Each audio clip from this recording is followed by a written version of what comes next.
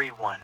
Julia Simmons was living with Stephen Nicholas, a divorced day trader, in his three-bedroom home outside Portland, Oregon. According to Julia, she and Stephen met online when she was looking for a place to rent. She thought Stephen was charming and nice. While Julia and Stephen lived together, Stephen met Julia's 20-year-old daughter, Rhonda.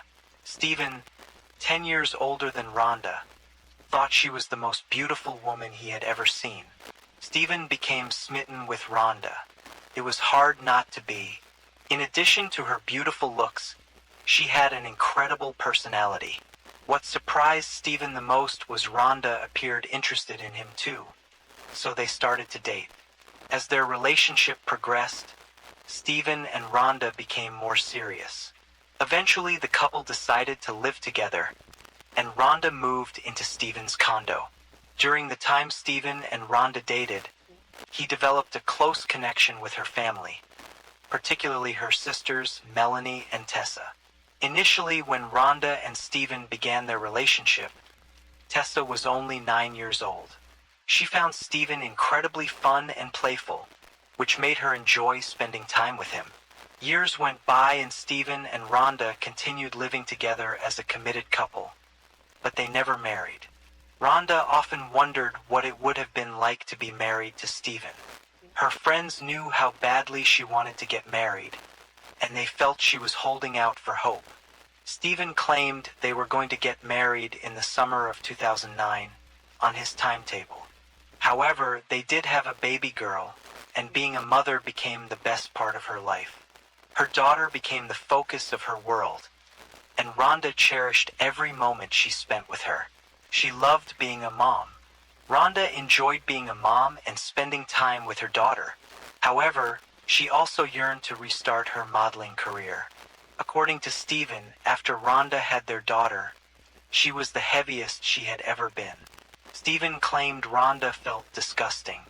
He said they made a commitment to hike the 25 best trails in Oregon together in an attempt to lose weight. After the birth of their daughter, Stephen expressed that things were going well in his and Rhonda's relationship, and they rarely argued. He believed that they had become stronger than ever before. However, a different story was told by Rhonda's friends. They revealed that Rhonda had confided in them about Stephen's abusive behavior. Rhonda had once taken pictures of her back using a mirror to document bruises caused by a fight with Stephen. On March 16, 2009, Stephen and Rhonda, who was 23, went on a hike on the Eagle Creek Trail. As the couple made their way down the trail, Rhonda captured a photo of Stephen using her cell phone. Before leaving for their hike, Rhonda jokingly texted her mother, "He's either going to give me a ring or throw me off a cliff. Ha ha ha." The weather was beautiful as they continued their walk. However, Stephen later claimed that Rhonda started to behave strangely.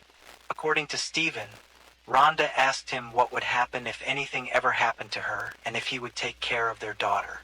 He said, of course. As the weather began to worsen, Stephen informed Rhonda that it was time to head home. Instead of turning back, Stephen claimed that Rhonda wrapped a towel around her shoulders, declared herself Supergirl, and started to run down the narrow, slippery pathway. Stephen claimed that he witnessed Rhonda slip and fall over the side of the Eagle Creek Trail, approximately 150 feet. After Rhonda fell off the Eagle Creek Trail, Stephen claimed that he hiked down to the ravine in which she had landed, because he couldn't get cell service and held her body. He tried to call 911 but had no service, leaving him no choice but to leave her behind.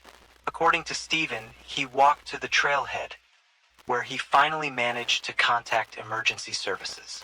Later that day, rescue workers removed Rhonda's body.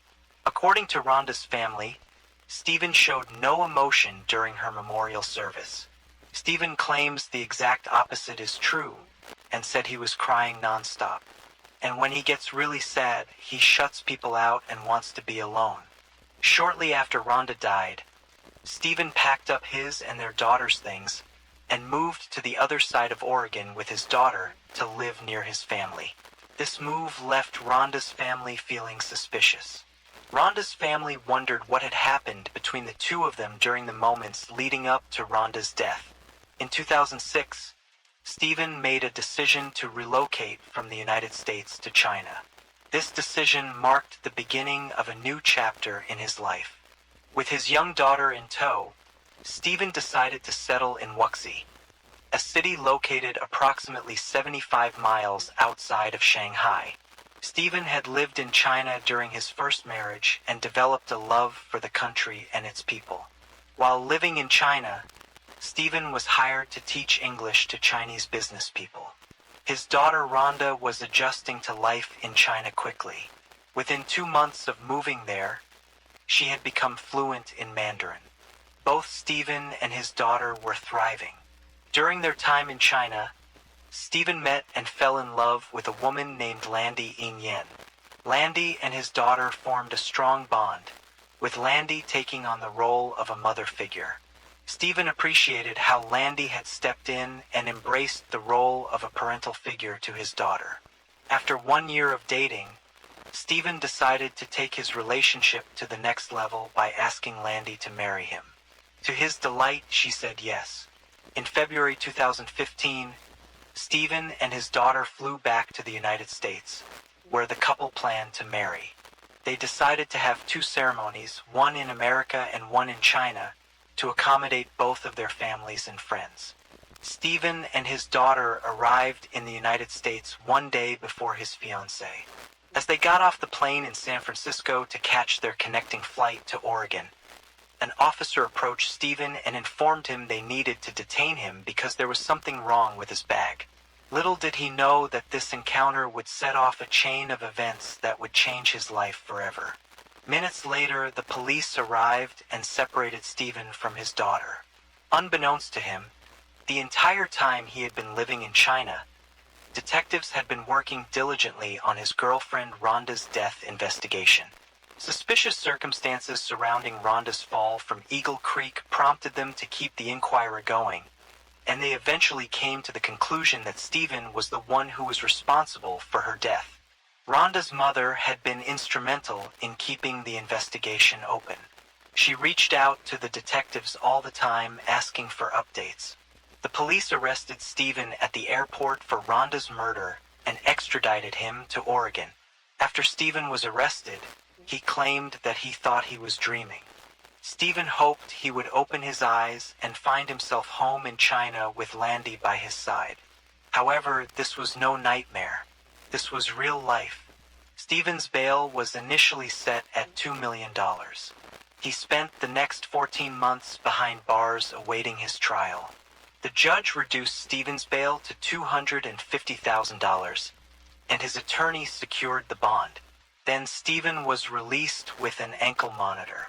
When Rhonda's family found out Stephen had been arrested for her murder, they were overjoyed at the news, knowing that justice was finally being served. Rhonda's mother, in particular, could not contain her emotions as she heard the news and burst into tears. The arrest of Stephen brought a sense of relief and solace to Rhonda's loved ones, who had been mourning her loss for years. After Stephen's arrest, his attorney took his investigative team to the Eagle Creek Trail, where Rhonda fell to her death. They wanted to conduct experiments to prove to the court that Rhonda slipped in an accident and was not pushed by Stephen. Stephen's defense attorney said the Eagle Creek Trail is one of the most hiked areas in the Columbia River Gorge because of the beauty of the area. During one of Stephen's preliminary hearings, the medical examiner who performed Rhonda's autopsy after her fall from Eagle Creek determined Rhonda's injuries were all below her waist. This discovery was pivotal to Stephen's defense strategy, as it provided them with an opportunity to argue that Rhonda had taken her own life. Stephen's defense team argued that the impact of hitting the ground caused Rhonda's broken pelvis and evidence she had fallen feet first, rather than tumbling head over heels, which would suggest she had been pushed. In addition to presenting evidence regarding Rhonda's injuries, the defense team also sought to utilize notes from her therapy sessions as evidence. These notes stated that Rhonda was depressed, but never expressed thoughts of taking her own life. Furthermore, Rhonda herself had described her relationship with Stephen as a loveless state. Stephen's defense team argued that Rhonda's depression and description of her relationship were indicators that she had chosen to take her own life. By presenting this evidence, they aimed to cast doubt on the prosecution's theory that Stephen had pushed Rhonda, causing the injuries that led to her death. Stephen later claimed that Rhonda was depressed and attempted to take her life multiple times before they ever met. Rhonda's family denied these allegations and accused Stephen of lying. Her loved ones claimed Stephen was blaming Rhonda for taking her life to get the attention off of him because he murdered her. According to Stephen, Rhonda also struggled with substance abuse since the age of 12. He alleged that she tried various drugs and had experimented with a wide range of substances. However, the medical examiner's report revealed only the presence of slight traces of marijuana and the prescription medication for anxiety and depression that Rhonda was taking due to struggles with postpartum. Disturbing evidence emerged during the preliminary hearings into Rhonda's murder. Shedding light on the involvement of Stephen, it was revealed that Stephen had been involved in a romantic relationship with Rhonda's 16-year-old sister, Melanie. This revelation raised eyebrows as Stephen was in his 30s while Melanie was still a minor. The state presented the court with the argument that Stephen's inappropriate relationship with Melanie could potentially be a motive for murdering Rhonda. Rhonda had become aware of her husband's actions behind her back, leading to tensions and a possible motive to kill her. After Stephen was arrested for Rhonda's murder, he was indicted on 2 counts of third-degree sexual assault and 3 counts of third-degree sodomy regarding his relationship with Melanie Castro, his girlfriend Rhonda's sister. While awaiting trial for Rhonda's murder in 2005, Stephen pleaded guilty to 2 counts of sexual abuse. The statement signed by Stephen read, "I had sexual intercourse with Melanie Castro twice." However, Stephen claimed that he was coerced into admitting the sexual abuse and that his admission was untrue. According to Stephen, the only reason he pleaded was that the law would allow him to fight and potentially regain custody of his daughter. Stephen said that he was desperate and wanted his daughter back. On the other hand, the state claimed that relationship between Stephen and Melanie lasted over 4 years.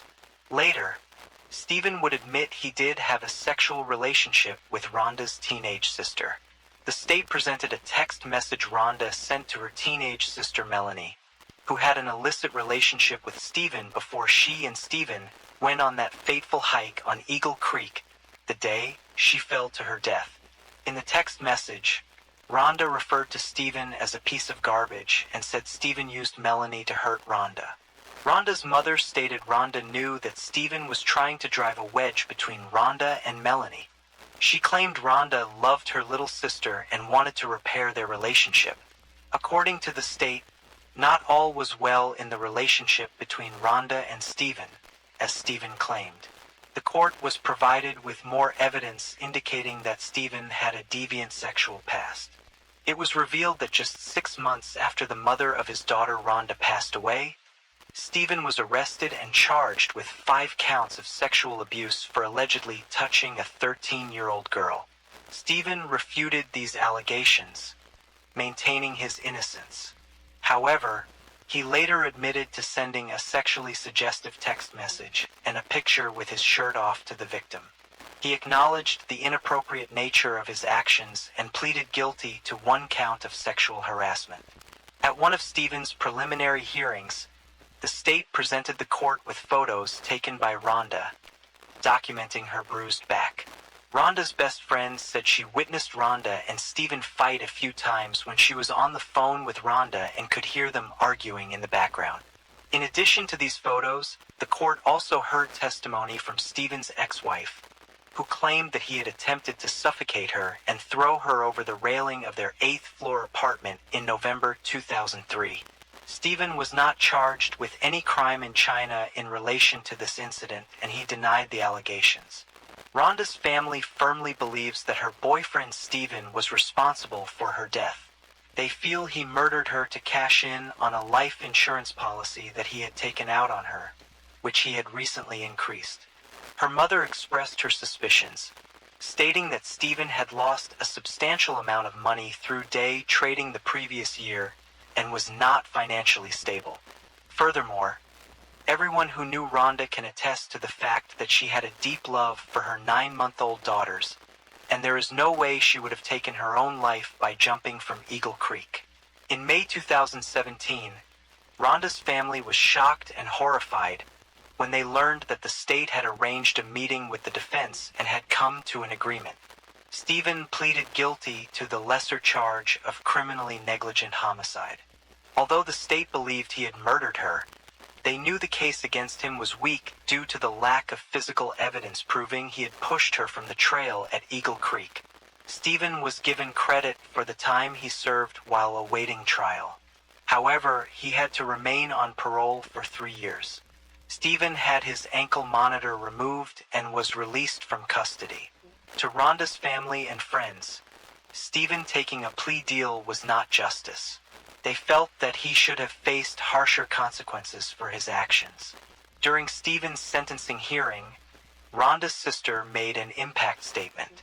She expressed her anger and frustration towards him and told him that he had destroyed her whole family and had caused immense pain and sorrow. Rhonda's mother also expressed her confusion and frustration, stating that she could not understand how Stephen could have taken away her daughter, leaving their family shattered. Stephen claimed that he had not pushed Rhonda but had taken the deal because time was running out for him to regain custody of his daughter. He stated that he had been willing to face the consequences of his actions for the sake of his child. However, despite Stephen's claims, Rhonda's family and friends remained unconvinced.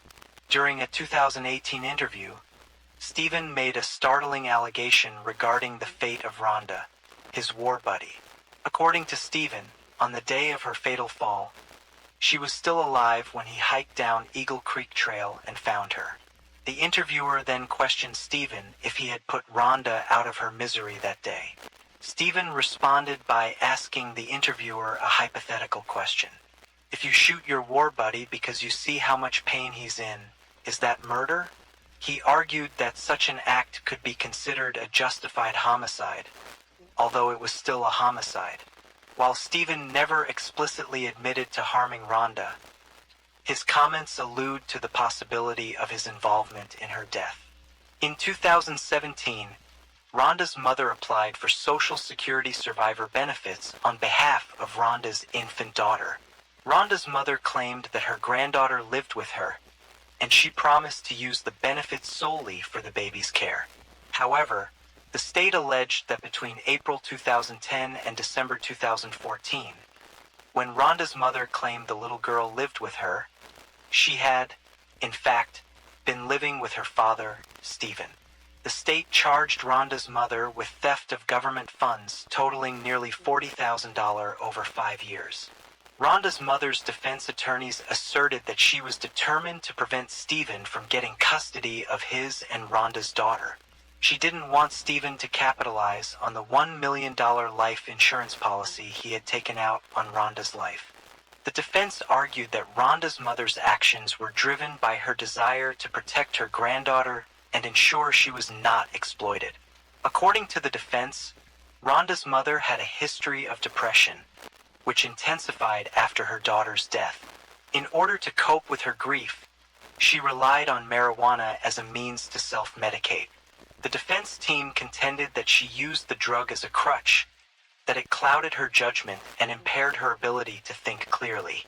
The judge sentenced Rhonda's mother, at the age of 53, to 1 month in a halfway house and 3 years of probation. This sentence was imposed after the mother pleaded guilty to the theft of government funds. In addition to the jail time and probation, Rhonda's mother was also ordered to pay back the stolen benefits, amounting to $39,124. Rhonda and Stephen's daughter had been in foster care since the Department of Human Services took custody of her in October 2015. This decision was made after Stephen had pleaded guilty to sexual abuse in the case of the 13-year-old girl. As a result, an Oregon court terminated his parental rights. However, Stephen appealed this decision.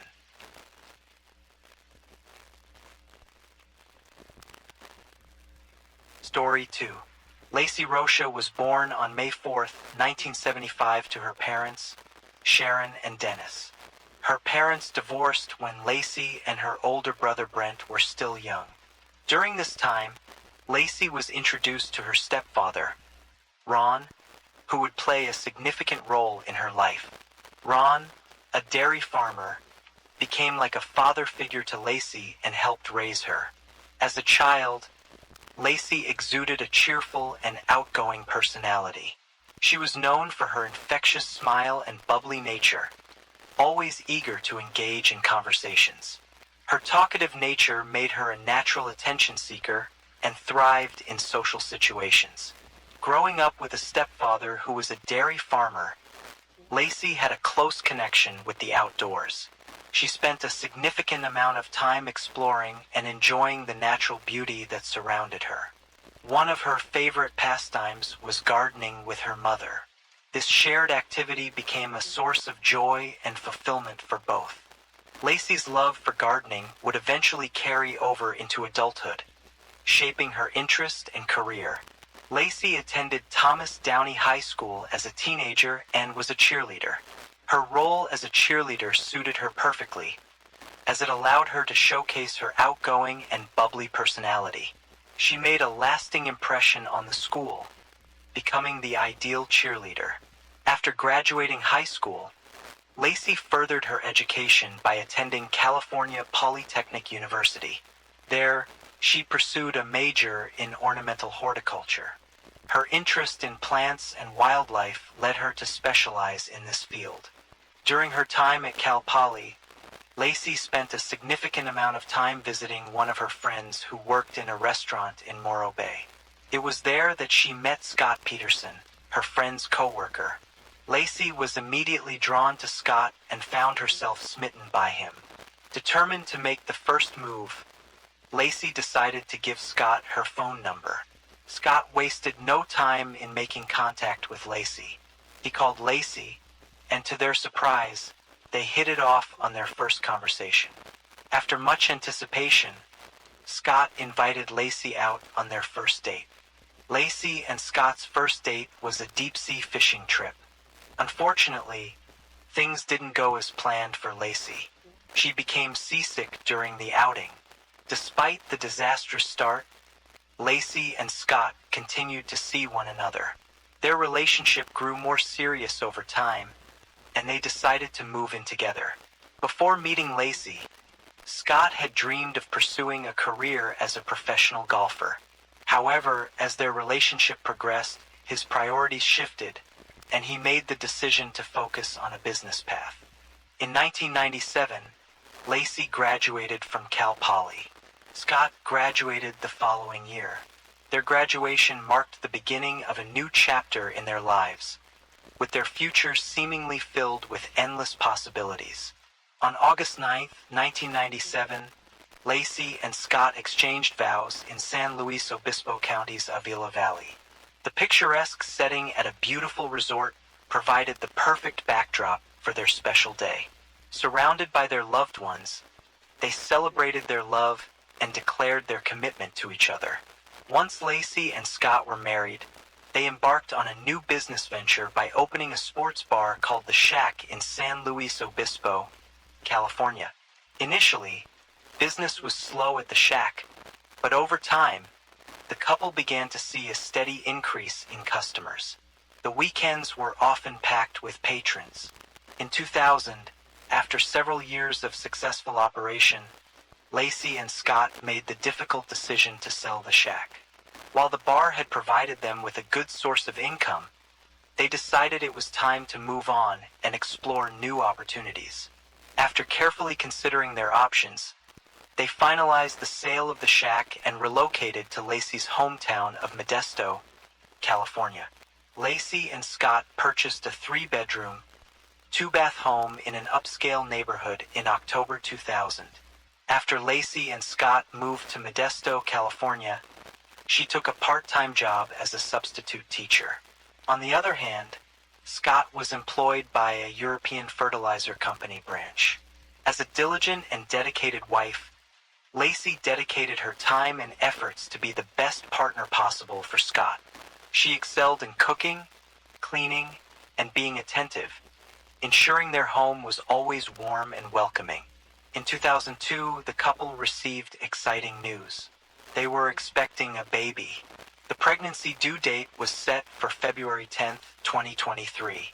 Upon learning the gender of the baby, they excitedly announced that Lacey and Scott were expecting a boy.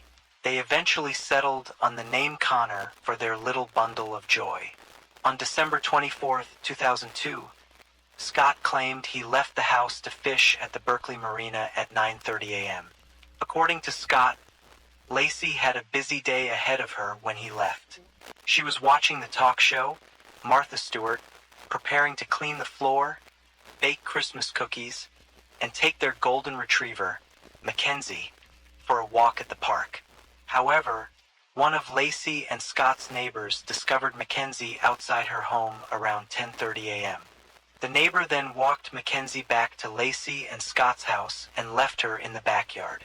When Scott returned home from fishing that afternoon, he claimed the house was empty. Mackenzie was in the yard, but Lacey was nowhere to be found.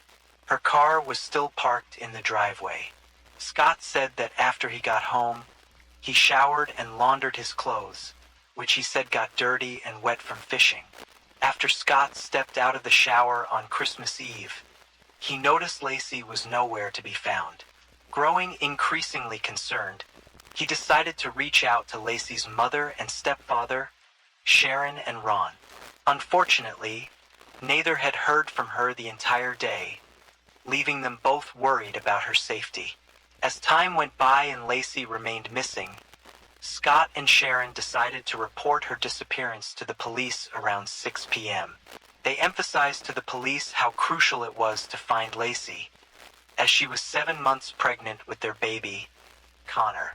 The police were questioning Scott about what he did and where he was on the day his wife disappeared. According to Scott, he went fishing at the Berkeley Marina, located approximately 90 miles from his and Lacey's home in Modesto. However, the police would later say that from the start of their investigation, they had suspected foul play in Lacey's disappearance. Despite this, during the initial hours after Scott and Sharon filed a missing person report, the police did not treat Lacey's case as suspicious. As the search for Lacey continued, Lacey's family defended Scott. To the outside world, Scott and Lacey appeared to be an ideal couple, making it unimaginable for anyone to consider him capable of harming his pregnant wife. However, as the investigation into Lacey's disappearance progressed, the police grew increasingly suspicious of Scott. Almost a month after Lacey disappeared, the police made a shocking discovery regarding Scott Peterson. Through their investigation, they learned that he had engaged in 2 extramarital affairs and also had a long-term relationship with a woman named Amber Fry while he was married to Lacey. Amber Fry came to the police's attention when she contacted them on December 30th, 2002. She revealed that she had been having an affair with Scott after she discovered that he was a person of interest in his wife's disappearance. Amber informed the police that she had first met Scott on November 30th, 2002, and had the impression that he was single. However, just 2 weeks before Lacey disappeared, Scott told Amber that he was a widower and that this Christmas would be the first holiday season without his wife.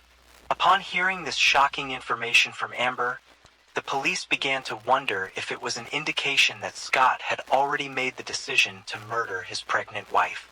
In an effort to gather evidence against Scott, the police requested that she talk to him on the phone while being recorded. Their aim was to catch a potential confession on tape. The police told Lacey's family about Scott's affairs. According to Sharon, Lacey's mother, it was when the police showed her a picture of Scott and Amber together that she finally realized Scott was guilty of killing Lacey. Several days after Lacey's family learned about Scott's extramarital affairs, they announced that they would no longer support him. During the time Lacey went missing, The search for her was extensive and involved various resources. Helicopters, police on horseback, canine units, bikes, and water rescue units on rafts were all utilized to help locate the missing pregnant woman. The involvement of not only the police, but also Lacey's loved ones and many volunteers made the search for her even more comprehensive. Over 900 people showed up during the first 2 days to assist in the search. At a press conference, one of the police officers working on Lacey's case expressed doubts that Lacey had left her house on December 24, 2002, of her own free will. Lacey's disappearance became a media sensation, and the story of a beautiful, devoted wife and daughter missing from her home on Christmas Eve was captivating for tabloids. The spotlight on Lacey's case intensified as the public sought answers and speculated about her disappearance. After Lacey Peterson went missing on December 24, 2002, a reward of $25,000 was initially offered for any information leading to her safe return. However, as time went on with no leads, the amount was increased to $500,000. In an effort to raise awareness and gather information, posters of Lacey were prominently displayed in Modesto, California. One of Lacey's friend's husbands created a website to help spread the news. Several months after Lacey Peterson disappeared, a couple walking their dog on April 13, 2003, came across a horrifying discovery in a marshy area of the San Francisco Bay at Richmond's Point Isabel Regional Shoreline Park. They discovered the decomposing body of a male infant. The following day, another person found the body of a pregnant woman on the shore of the east side of the bay shore. This area was approximately 1 mile away from where the baby was found. On April 18, 2003, DNA tests confirmed that the bodies discovered were indeed Lacey and her unborn son, Connor. Lacey and Connor were buried at Burwood Cemetery. The Associated Press would later reveal that during the autopsy, the medical examiner found 1.5 loops of nylon tape around the baby's neck, and a significant cut was on his body. According to the medical examiner, Lacey had 2 cracked ribs. Her upper torso had been emptied of internal organs, and she was missing her head and limbs. During the autopsy, the medical examiner determined the baby died in utero and was expelled from Lacey's body after she died. Agents from the FBI and officers with the Modesto Police Department conducted a search at the residence of Scott and Lacey, seeking any evidence of their involvement in Lacey's disappearance. This search revealed several intriguing clues, including a piece of hair found in Scott's pliers that he kept on his fishing boat. The FBI obtained a DNA sample from the hair and conducted further analysis. Lacey was found to be a match. In addition to the search at their home, the FBI also thoroughly examined Scott's truck and warehouse. They sought any potential evidence linking Scott to Lacey's disappearance. Furthermore, the FBI searched Scott's boat, where they discovered a homemade anchor. According to Scott, the anchor was made using a 90-pound bag of concrete, which he used to repair his driveway. However, the state believed that Scott had made 5 anchors and had used 4 of them to sink Lacey's body in San Francisco Bay. The bodies discovered in the San Francisco Bay were later identified as Lacey and Connor.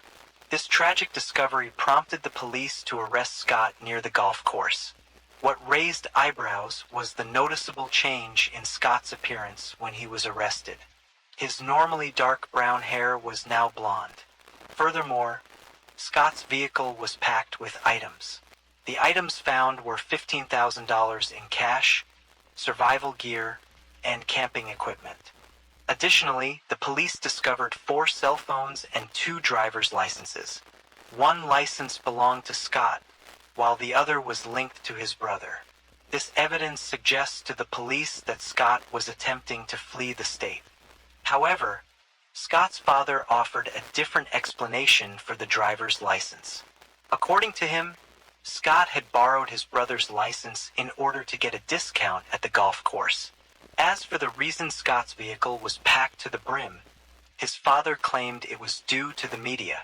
Scott was reportedly living out of his car at the time to avoid the reporters camped outside his house.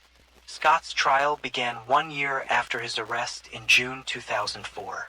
During the opening arguments, the state presented its case to the jury, asserting that they knew Scott had killed Lacey due to his affair with Amber Fry. The state emphasized Scott's behavior in the days before and after Lacey was reported missing, highlighting inconsistencies in his statement to police. On the day Lacey was reported missing, Scott initially told police that he had been fishing, but later told people that he had been golfing. Additionally, the state pointed to Scott's request to the police if they had used cadaver dogs to investigate a park where Lacey was supposed to walk their dog. The implication of this request was that Scott was already aware of the potential crime scene and was trying to cover his tracks. Scott's defense attorneys made a compelling argument in court during their opening statements. His attorney argued that just because Scott had a track record of cheating on his wife did not automatically make him guilty of her murder. They asserted that Scott would not sacrifice his entire life for someone with whom he had only 4 dates. Additionally, the defense put forth the notion that Lacey's hair could have been found in Scott's boat due to a previous visit to the marina with Scott. During Scott's trial, 2 relatives of Lacey's testified and said that Scott did not show any emotion during the time his pregnant wife was missing. A realtor also testified that Scott approached her in January, 1 month after Lacey disappeared, trying to sell the couple's home. Additionally, a salesman testified that Scott traded in Lacey's car after she went missing. To the state, all of this was evidence of Scott's guilt. Amber Fry took the witness stand and spoke to the court about her affair with Scott. The jury heard the secretly recorded telephone calls between Amber and Scott, including one recorded after Lacey disappeared, in which Scott falsely claimed that he was in Paris when he was actually attending a vigil for his missing wife. During the trial, a hydrologist and an expert on tides of the San Francisco Bay testified that Lacey's body could have been dumped in the area where Scott told police he was fishing on the day Lacey disappeared. The defense in Scott's murder case argued that there was a lack of credible evidence linking him to the crime. They contended that someone had kidnapped Lacey on Christmas Eve 2002 and held her captive until she gave birth to Connor. Afterward, the killer disposed of both bodies in the San Francisco Bay. His attorney argued that there was no evidence to connect Scott to the crime directly, and that other potential suspects could have been responsible. During Scott's trial, a juror was removed and replaced with an alternate juror due to misconduct. The dismissed juror had conducted independent research on the case, which is a violation of legal procedures. In addition to the juror being removed, the foreman also asked to be removed from the case. His request was taken seriously, and it was decided that his removal was necessary to maintain a fair and just trial. On November 12, 2004, a jury in California convicted Scott of 2 counts of murder. The charges were first-degree murder for the killing of his wife Lacey, and second-degree murder for the killing of their unborn son Connor. Lacey's murder, in particular, was classified as first-degree murder with special circumstances due to the involvement of the fetus. This classification meant that Scott faced the possibility of the death penalty. After Scott was convicted of the murders, the penalty phase of his trial began. This phase of the trial focused on determining the appropriate punishment for the crimes. During this phase, the jury was required to consider various factors, including Scott's criminal history, aggravating circumstances, and mitigating circumstances. The jury unanimously decided that Scott should be sentenced to death. Following the jury verdict, the judge reviewed the evidence and affirmed the jury's decision. He determined that Lacey's murder was cruel, uncaring, heartless, and callous. Because Scott was on death row, his sentence was automatically appealed. Consequently, his case was heard by the California Supreme Court in June 2020. Scott's defense attorneys presented several arguments during the appeal. They argued that the prospective jurors were improperly excused, that the trial judge improperly allowed 2 jurors onto Scott's boat, and that the motion to move the trial to another county should have been granted due to juror questionnaire results, showing almost half of the prospective jurors had already concluded Scott was guilty prior to the trial. However, the state asserted that there was no evidence that a juror was improperly dismissed, and no credible claim that any of the 12 jurors who decided Scott's fate were impartial. In August 2020, the United States Supreme Court upheld the conviction of death row inmate Scott, but overturned his death sentence. The following year, the judge ordered Scott to be resentenced to life imprisonment without the possibility of parole. As a result of this decision, Scott was transferred from San Quentin State Prison, where he had been on death row, to Mule Creek State Prison in Ione, California. This transfer was in accordance with the judge's order. On April 1, 2004, President George W. Bush signed the Unborn Victims of Violence Act into law. During the signing ceremony, Lacey's mother and stepfather were present, standing alongside President Bush, as they witnessed the legislation being put into effect. This legislation, also known as Lacey and Connor's Law, aimed to provide legal protection for unborn children in cases of violence committed against their mothers. The UVVA recognized that an unborn child has a separate legal existence from his or her mother, making it a crime to harm or kill the unborn child while committing a crime against a pregnant woman. It recognized that an unborn child should be considered a victim of violence, deserving of the same rights and protections as any other person.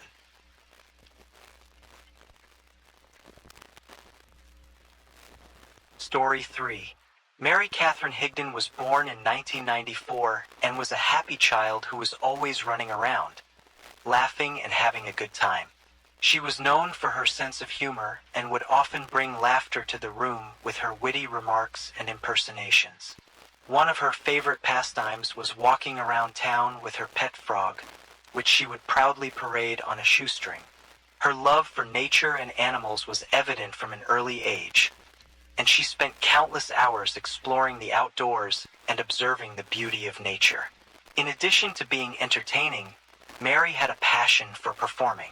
She often put on plays for her family, captivating everyone with her creativity and imagination.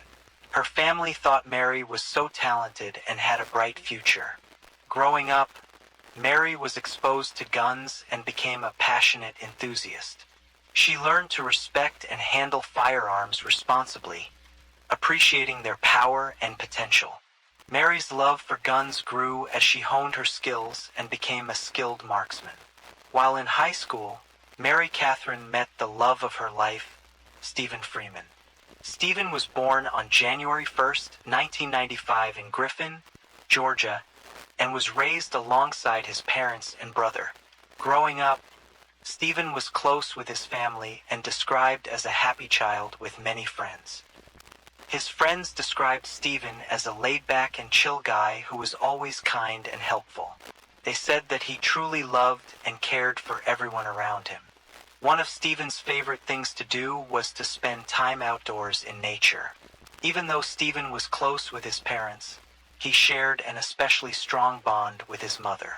When Stephen's mother graduated college after returning to school as an adult, he wrote her a heartfelt letter expressing his admiration for her accomplishments. In the letter, Stephen wrote how he looked up to her every day and loved her to the moon and back. Stephen acknowledged the hard work and determination she had demonstrated during her 2 years working towards her degree. His admiration for his mother was evident in his words, and he expressed his gratitude for the role she played in his life. After meeting in high school, Mary Catherine and Stephen quickly formed a deep connection and were inseparable. What brought them together was their shared love of the outdoors. Whether hiking, camping, fishing, or hunting, the two of them thoroughly enjoyed spending time in nature. Mary Catherine and Stephen's love for the outdoors served as the foundation of their strong relationship. Eventually, Mary Catherine and Stephen graduated from high school, marking the beginning of a new chapter in their lives.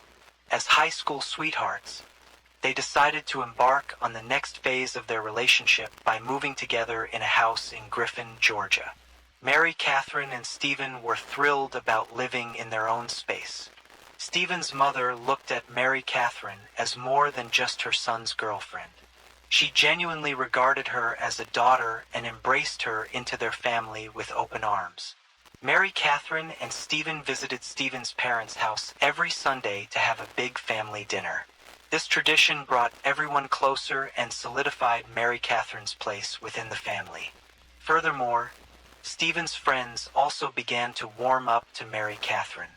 Initially, they were hesitant about the couple's relationship, but as they spent more time together, they couldn't help but notice how well-suited they were. They appreciated how Mary Catherine brought happiness and joy into Stephen's life and admired her love for the outdoors. Stephen worked as a metalworker and repaired roofs, while Mary Catherine was a part-time teacher's assistant at a preschool, St. George's Episcopal School, in Milner, Georgia. In addition to working at the school, Mary Catherine was employed at a sporting goods store where she sold guns. One of Stephen's best friends, Thomas Skinner, worked with Mary Catherine at the sporting goods shop. While working at the sporting goods store, Mary Catherine had the opportunity to learn about basic gun safety. This information included learning to hold, load, and shoot a gun. Like Mary Catherine, Stephen loved firearms. Stephen owned several shotguns and rifles, which he enjoyed using for hunting and target practice. He also kept a Glock 42 in the home for protection. By the summer of 2018, Mary Catherine and Stephen had been together for 7 years and were still living in their apartment in Griffin, Georgia. However, their high school sweethearts happily ever after came to an end on the night of August 1st, when Mary Catherine made a harrowing phone call to 911. When the dispatcher answered, Mary Catherine screamed, "I accidentally just shot my boyfriend." Within minutes, the police arrived at Mary Catherine and Stephen's apartment and found Mary Catherine a wreck. Mary Catherine, in a state of hysteria, was crying and hyperventilating as she knelt over Stephen's lifeless body. She screamed, "I cannot lose him. I cannot lose him," over and over again, her voice filled with anguish and despair. As the police gently guided Mary Catherine away from Stephen's body, they were able to get a better look at his condition. They discovered that he had been shot in the chest, but thankfully he was still alive. In a desperate effort to save his life, an ambulance was called to transport Stephen to the nearest hospital. Upon arrival at the emergency room, skilled doctors began administering life-saving measures. However, despite the best efforts of the medical staff, Stephen's condition continued to deteriorate. The severity of his injury proved impossible, and he ultimately passed away due to the injuries sustained. Mary Catherine went with the police to the police department for a formal interview after Stephen was transported to the hospital. She started by explaining the events of the night that ended in her shooting Stephen accidentally. According to Mary Catherine, she was handing Stephen the gun because he usually put it on the side of his bed at night for safety. However, Mary Catherine stated that they never kept a bullet in the chamber of the guns in the house. During Mary Catherine's interview, the police were sure they smelt alcohol on her breath. As the police continued to question Mary Catherine, her story about her shooting Stephen changed. Instead of handing the gun to Stephen, she now said that she tossed the firearm to him. The police officers interviewing Mary Catherine were suspicious of her story. They knew that a gun would not randomly go off by being tossed, and someone needed to pull the trigger. Additionally, the sight of Stephen's gunshot wound led them to believe that Mary Catherine must have been directly pointing the gun at him for the bullet to strike where it did. Eventually, during her interview, Mary Catherine said, "I did it out of anger." However, even though the police were recording the interview with Mary Catherine, there was nothing but feedback during the part when she said she shot Stephen out of anger. Still, even without that key piece of the recording, The police felt they had found enough forensic evidence to convince them Mary Catherine intentionally shot her boyfriend Stephen. At Mary Catherine and Stephen's apartment, the police found evidence that indicated there had been a heated argument between the couple before Stephen was shot. Scattered food throughout the house clearly showed that an altercation had occurred. Additionally, it was discovered that officers had been called to Mary Catherine and Stephen's house 5 times within the last year due to domestic disputes. Furthermore, the police found evidence proving that the gun used to shoot Stephen was loaded on the night of the incident. Despite Mary Catherine's claims to the contrary, the police discovered traces of cooking grease on both the gun and the magazine. This discovery led the police to the conclusion that Mary Catherine, who was preparing dinner at the time, had loaded the weapon. After Mary Catherine shot Stephen, the police conducted interviews with his friends to gather information about their relationship. Stephen's friends stated that the relationship between Mary Catherine and him was characterized by toxicity and constant arguing. They revealed that the couple often engaged in heated confrontations. Stephen's friends described Mary Catherine as possessive and verbally abusive towards him. They said that she exhibited signs of mental instability, which amplified the tension in their relationship. Whenever Stephen left their apartment to seek space away from Mary Catherine, she would relentlessly text and call him, to the point he had to block her. One of the friends disclosed that Stephen confided in him that Mary Catherine had pulled a firearm on him at least 3 times in the past. However, Stephen refrained from reporting these incidents to the police, fearing that Mary Catherine would get in trouble. Stephen's friend emphasized that Stephen's primary concern was ensuring Mary Catherine's well-being, even in the face of his safety. When Stephen's friends heard that Mary Catherine accidentally shot Stephen, they found that hard to believe because they knew she had extensive knowledge on how to handle a firearm. 3 months before Mary Catherine shot Stephen texted a friend saying that Mary Catherine was running around outside, screaming at the top of her lungs, and attempting to shoot him and herself. The following month, Stephen informed another friend that although Mary Catherine had pointed a gun at him in the past, the most recent time, she had a look in her eyes that made him fear that she would actually go through with it. Stephen's friends reported to the police that by July 2018, he was tired of Mary Catherine's behavior and had been contemplating leaving her after 7 years. His plan was to move to a different town while she was out one day without informing her. He feared what might happen if she knew he was leaving her. Police discovered a series of text messages from July 30th, 2018, 2 days before Mary Catherine fatally shot Stephen. The first text message sent by Stephen to Mary Catherine on July 30th read, "Good morning, beautiful. Don't forget." Mary Catherine responded by saying, "Have a great day." Stephen then replied, "You too, love you." However, the police also discovered that the following night, July 31st, Stephen spent the evening at a friend's house and did not return Mary Catherine's texts or calls because the couple was fighting.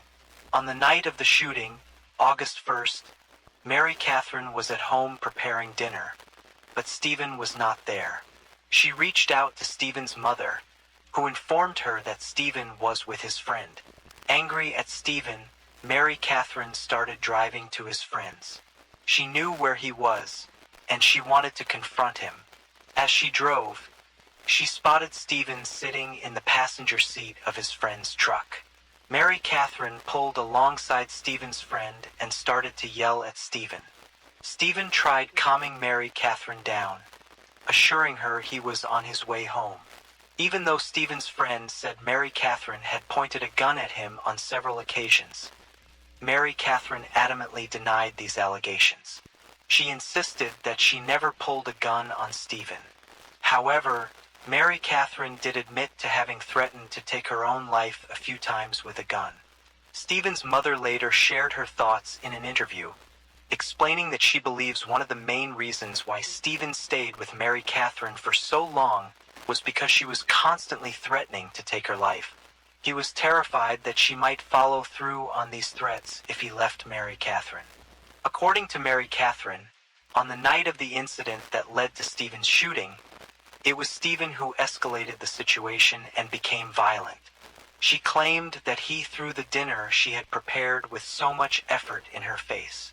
Mary Catherine stated that she only picked up the gun as a means of self-defense and scared Stephen away, as she wanted him to leave the apartment. However, she claimed that Stephen lunged at her, which frightened her. And as she backed away, the next thing she knew, Stephen was bleeding from the chest. At the time of Stephen's shooting, Mary Catherine claimed she did not disclose this version of events to the police because she was embarrassed to admit that Stephen had a history of violence toward her. Mary Catherine claimed Stephen had hit her in the past and was controlling.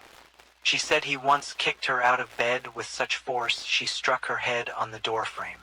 However, Stephen's friends had a different opinion on Mary Catherine and Stephen's relationship.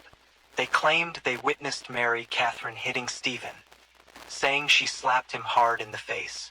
On the other hand, Mary Catherine's sister had a different opinion on their relationship. She said she saw bruises on Mary Catherine's arm 2 weeks before Stephen was shot. According to Mary Catherine's sister, she pulled Mary Catherine aside and asked her what happened, and Mary Catherine said that Stephen had grabbed her. After the police concluded Stephen's death was a murder, they charged Mary Catherine with murder, aggravated assault, and possession of a firearm during the commission of a felony. The state offered Mary Catherine a plea deal, stating that if she pleaded guilty, she would receive a life prison sentence with the possibility of parole. However, despite the appeal of this deal, Mary Catherine ultimately turned down the offer and decided to go to trial, where she would plead her innocence. She pleaded not guilty to the charges against her, arguing that she shot Stephen in self-defense. On June 17, 2019, almost 1 year after Stephen's death, Mary Catherine went on trial for shooting him. The trial brought attention to a tumultuous relationship between Mary Catherine and Stephen. Mary Catherine's attorneys argued that she acted in self-defense, claiming that she was genuinely afraid of Stephen due to his history of violence and abuse. To strengthen their case, they presented evidence to the jury that highlighted Stephen's controlling, manipulative, and dangerous behavior. During the trial, Mary Catherine took the witness stand in her own defense. In her emotional testimony, Mary Catherine opened up about the constant abuse she suffered at the hands of Stephen. She described a pervasive pattern of abuse that spanned multiple forms, including physical, mental, emotional, verbal, and sexual. Mary Catherine testified that Stephen would hit her, verbally humiliate her, and subject her to degrading treatment whenever the opportunity presented itself. According to Mary Catherine, Stephen subjected her to every type of abuse he could. She shared incidents where Stephen would smack her around and verbally abuse her, telling her to do better and be better. The physical and emotional toll of the abuse had left her feeling trapped and fearful for her life. Mary Catherine believed that Stephen's actions constantly threatened her well-being and safety. Mary Catherine's defense presented evidence in the form of a text message Stephen sent to Mary Catherine in which he wrote, "You're going to get punished when I get home." When her attorneys asked what Stephen meant by punishing Mary, Catherine said Stephen would smack her around and tell her to do better and be a better girlfriend to him. Breaking down in tears on the witness stand, Mary Catherine said if she tried to defend her, Stephen would hit her harder. Her defense showed another text to the court in which Stephen told Mary Catherine, "Don't hit me because if you hit me, then I'm just going to hit you back 2 times harder." During her testimony, Mary Catherine claimed that Stephen had a red room, which she described as similar to the room depicted in the popular book series, 50 Shades of Grey. In the red room, she alleges that the two engaged in aggressive and sometimes violent intercourse. To support her claim, her defense attorneys presented the court with a text message from Stephen to Mary Catherine, in which he wrote, "I miss you too much. I'm coming home and you're about to get it bad. You're going to the red room. Mary Catherine also testified that Stephen sexually assaulted her on 2 occasions. One of these incidents occurred after they returned from a vacation to Walt Disney World. According to Mary Catherine, their intercourse was becoming more aggressive and she expressed her discomfort to Stephen, asking him to stop. However, Stephen allegedly intensified his efforts instead of heeding her pleas, stating that she had received various gifts at Disney World and now owed him what was rightfully his. He reportedly told her that she was going to give him what he wanted and what he deserved. The defense presented additional evidence in the form of text messages from Stephen to support Mary Catherine's claims of abuse. These messages were not only vulgar and threatening, but also demonstrated a pattern of verbal assaults directed towards Mary Catherine. They had over 60 pages of text messages from Stephen that showcased his abusive behavior. One particular message sent while Stephen was out with a group of friends was particularly disturbing. In the image, Stephen was seen holding a large dead fish aloft, accompanied by a caption that read, "This is you, bitch." Another message presented to the court was one from Stephen after Mary Catherine cheated on him. Stephen wrote he was going to wreck her for wrecking him.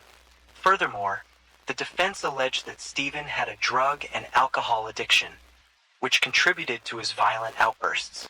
During the conversation regarding the night she shot Mary Catherine, she insisted that she was the one who ended her relationship with Stephen, rather than the other way around. Mary Catherine claimed that Stephen did not take the news well and behaved as if he intended to attack her. Terrified, she said that she resorted to grabbing the gun in self-defense. According to Mary Catherine, the final words she exchanged with Stephen before she fired the weapon were, "Get out of my house." Stephen's friends and family did not believe Mary Catherine's allegations that he was a violent, dangerous, abusive man. They knew Stephen as a laid-back, friendly, caring person. His mother said she had no idea Stephen was sending Mary Catherine disturbing text messages or threatening her violence, and did not condone it. However, Stephen's mother claimed she thought Stephen only said all of the things he did out of anger. However, during cross-examination, the state confronted Mary Catherine with the fact that she had never reported the alleged abuse Stephen had subjected her to. The state also argued that hours before Stephen was shot, Mary Catherine was searching violent, sexually explicit images on the internet while she was babysitting. Mary Catherine claimed she was only looking at those sites to get ideas to make Stephen happy, hoping it would convince him to stay with her. Additionally, the state told the court that Mary Catherine had altered her story about the night he shot Stephen at least 10 times since her initial interview a year before trial.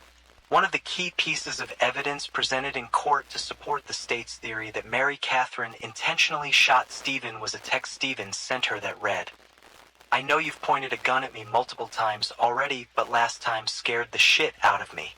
Furthermore, Stephen's friends also took the witness stand to testify about witnessing the abuse Mary Catherine inflicted on him. Their accounts corroborated the state's argument that Mary Catherine had a history of violence towards Stephen, not the other way around. After the jury deliberated for 4 hours, they returned with a verdict of not guilty of malice murder, felony murder, as well as the lesser charges of assault and possession of a firearm in the commission of a felony. Mary Catherine was then released from prison. The verdict surprised everyone who knew and loved Stephen as they were shocked by the decision. Members of the jury later admitted that they all actually believed that Mary Catherine purposely shot and killed Stephen. However, they recognized that there was not enough evidence to prove beyond a reasonable doubt why she shot Stephen. This lack of evidence made it difficult to establish whether it was indeed murder or if it was justified as self-defense. Moreover, the jury was unable to reach a consensus on the validity of all the accusations against either Stephen or Mary Catherine.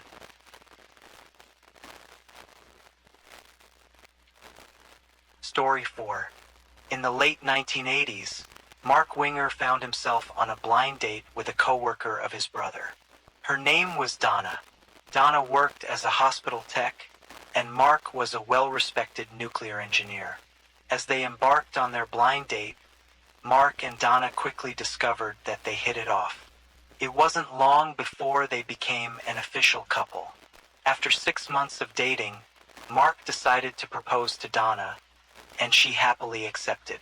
On March 4th, 1989, Mark and Donna tied the knot in a grand wedding ceremony in Hollywood, Florida. The newlyweds celebrated their love and union in front of their friends and family. Following the ceremony, Mark and Donna stayed in Florida, where they enjoyed their time as newlyweds. However, after a few years, they decided to move to Springfield, Illinois. In Springfield, Mark and Donna built a new life together. They settled down and focused on their career and family. Donna and Mark were deeply committed to having children, and were devastated when they discovered that Donna was unable to have them.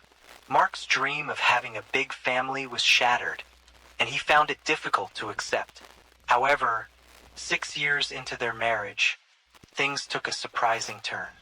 In June 1995, while Donna was working in the operating room, a doctor approached her with a life-changing proposition. The doctor informed Donna that he had encountered a teenage mother who wanted to adopt her baby. He said the mother asked if he knew of anyone who would be a suitable candidate for adoption. And without hesitation, the doctor's mind immediately went to Donna and Mark. When Donna went home and shared the doctor's suggestion with Mark, they immediately knew they wanted to adopt the baby. The decision was not made lightly, as they recognized the immense responsibility and challenges that come with adoption. However, their love for children and desire to provide a loving home for a child in need outweighed any hesitations. Donna and Mark brought their newborn baby girl Bailey home from the hospital, and from the moment she arrived, Donna and the baby formed a strong bond. It was evident from the beginning that Donna's maternal instincts were in full swing, and she seemed to thrive as a mother. On the other hand, Mark was full of excitement and anticipation as he prepared for his new role as a father. Together, the Winger family appeared picture-perfect, resembling an all-American family with their loving and nurturing bond. To support Donna in her new role as a mother, her close friend Deanne Schultz regularly stopped by to offer her assistance. Deanne, whom Donna had befriended while working at the hospital, proved to be an invaluable source of support and guidance. She would often lend a hand in caring for Bailey, allowing Donna to take a much-needed break. In the summer of 1996, Donna and baby Bailey embarked on a journey to Florida to visit Donna's parents. Donna was eager to showcase her daughter and introduce her to her side of the family. To ensure a smooth journey, Donna's parents arranged to have a driver pick her up from the airport after her trip and take her back home. This arrangement was made to allow Donna to fully focus on Bailey and not have to worry about the 2-hour drive. As they embarked on the journey home, the driver began a conversation with Donna. In his confession, the driver revealed that he had been hearing a voice in his head that kept saying bad things. However, more recently, he claimed that the voice was telling him to hurt people by setting up a car bomb. Donna was alarmed by this revelation and found herself questioning the driver's sanity. Furthermore, the driver disclosed that he had a penchant for older women.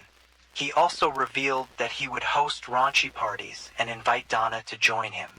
These revelations further raised alarm bells for Donna as she became increasingly concerned about the man's intentions.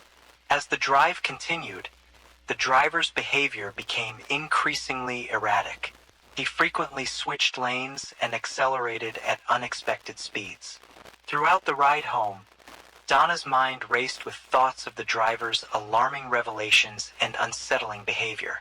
She couldn't help but wonder if she should trust the man behind the wheel with her and Bailey's safety.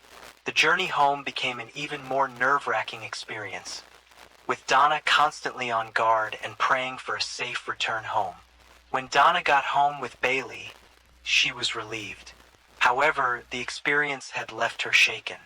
She called her sister, who offered her reassurance and told her to forget about the traumatic car ride. Despite the reassurance, Donna couldn't shake the feeling of unease.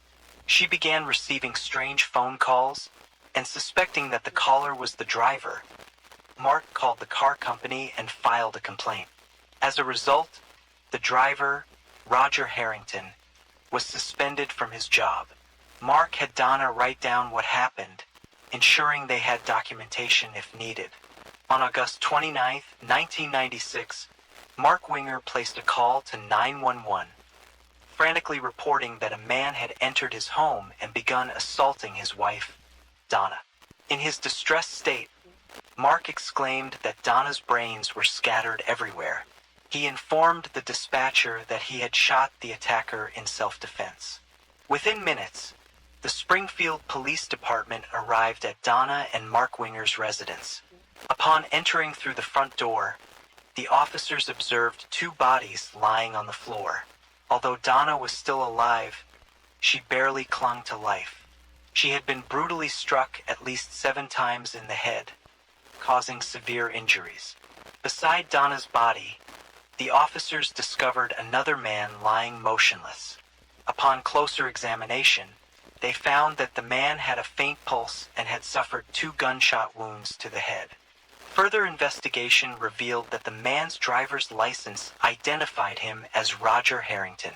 As Donna and Roger Harrington were taken to the hospital by ambulance, the police arrived at the scene to investigate.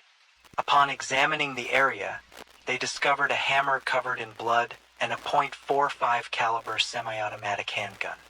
Furthermore, on the kitchen table, the police noticed a yellow coffee mug and a pack of cigarettes.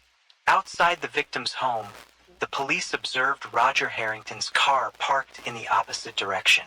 Inside Roger's vehicle, the police discovered a note which read, "Mark Winger, 4:30 p.m." The letter included Donna and Mark's address. A homicide detective arrived at the scene and met with Mark Winger in the master bedroom of his house. Mark was visibly upset and emotional, continuously asking who the attacker was. While the detective knew that the person responsible was Roger Harrington, he decided to withhold this information for the time being. Mark eventually calmed down enough to tell the detective what had happened. According to Mark, he was working out on his treadmill in the basement when he heard a loud commotion. Concerned, he went to investigate and saw something that seemed off. Mark peered into the master bedroom and discovered that their daughter, Bailey, was lying unattended on the bed. Bailey being alone raised his suspicions as he knew that his wife, Donna, would never leave their child unattended. Continuing his investigation, Mark heard noises coming from the direction of the kitchen. Determined to protect his family, Mark retrieved his gun from the nightstand and walked down the hallway. What he found was a terrifying sight: a strange man attacking Donna with a hammer. The man looked up, made eye contact with Mark, and continued striking Donna with the hammer. Mark, in response, took matters into his own hands and shot the man in self-defense. Although the man fell backward after being shot, the man managed to get back up. This movement caught Mark off guard, and he decided to take action once again. He fired another shot at the man. After the incident, Mark had a conversation with the detective in which he sought clarification on the identity of the man who had been beating Donna. The detective confirmed that the man was indeed Roger Harrington. Upon hearing the detective's confirmation, Mark expressed his shock and disbelief. He exclaimed, "Oh my God, that's the man who had been harassing my wife." As the detective searched Mark and Donna's home, he discovered a note written by Donna describing her terrifying drive home from the airport with Roger Harrington. The detective was already familiar with Roger Harrington, who owned a trailer park in the town. Roger and his wife resided there and often encountered domestic disputes. It made sense to the detective that Roger, enraged after losing his job, would retaliate by returning to Donna and Mark's home and causing violence. The detective reasoned that Mark, in the face of danger, would ultimately have no choice but to shoot Roger in self-defense. After conducting a thorough examination of the scene of the crime and hearing Mark's explanation, the police concluded that the shooting was an act of self-defense. As a result, the case was closed and Mark was exonerated. After Donna's funeral, her mother and sister stayed behind in Illinois to help take care of her newborn baby, Bailey. During that time, they noticed Mark acting strangely. He was consuming excessive amounts of alcohol and immersing himself in violent and disturbing movies, despite having recently undergone a traumatic event. By December 1995, Donna's family could no longer sustain the demands of traveling back and forth between their homes to assist Mark with caring for the baby. As a result, they proposed to Mark that he hire a nanny. Mark eventually agreed to the idea and hired a woman named Rebecca, who stood out due to her stunning appearance and kind demeanor. Rebecca was a tall, blonde woman who exuded warmth and compassion. She eagerly took on the responsibility of caring for Bailey and promptly began removing all the items the infant required. Donna's family felt reassured by Rebecca's presence, knowing their baby was in good hands. After showing Rebecca the ropes, Donna's family decided to return home, content that Bailey was being well taken care of by Rebecca. Rebecca and baby Bailey formed a strong bond rather quickly. There were nights when Rebecca and Mark would stay up late, drinking wine and engaging in deep conversations. However, there was one issue that arose. Donna's best friend, Dean Schultz, expressed a strong desire to be a part of Bailey's life. However, Rebecca felt uncomfortable when Deanne seemed to push excessively to be involved in their child's life. Rebecca believed that Deanne was attempting to take over Donna's role. When Rebecca mentioned Deanne's strange behavior to Mark, he explained that Deanne was still grieving the loss of Donna. He said Deanne's actions were driven by a deep sense of loss and a desire to fill the void left behind by her friend's death. Mark believed Deanne's intentions were good, but she was still struggling to come to terms with the tragedy that had unfolded. Mark filed a lawsuit against the BART Transportation Company, alleging that the company was liable for the murder of Donna. The lawsuit was filed under a claim of wrongful death, seeking justice and compensation for the loss of Donna. In January 1996, Mark contacted the detective working on Donna's case and asked about its status. Mark specifically inquired about the possibility of retrieving his gun, which he had recently surrendered to the authorities. However, sensing something off about Mark, the detective felt uneasy during their conversation. There were certain aspects of the crime scene that raised doubts in the detective's mind about the true nature of events that led to Donna's death. Mark and Rebecca's relationship took a romantic turn, and they began dating. When Mark met Rebecca's brother, he decided to share a story about a tragic incident involving the murder of his wife, Donna. However, as Mark relayed the story, Rebecca's brother became uncomfortable. Mark's account of the murder seemed to focus more on his abilities and achievements rather than the tragic loss of Donna. Instead of conveying a sense of sorrow and empathy, Mark boasted about his heroic actions and how he saved the day with his gun.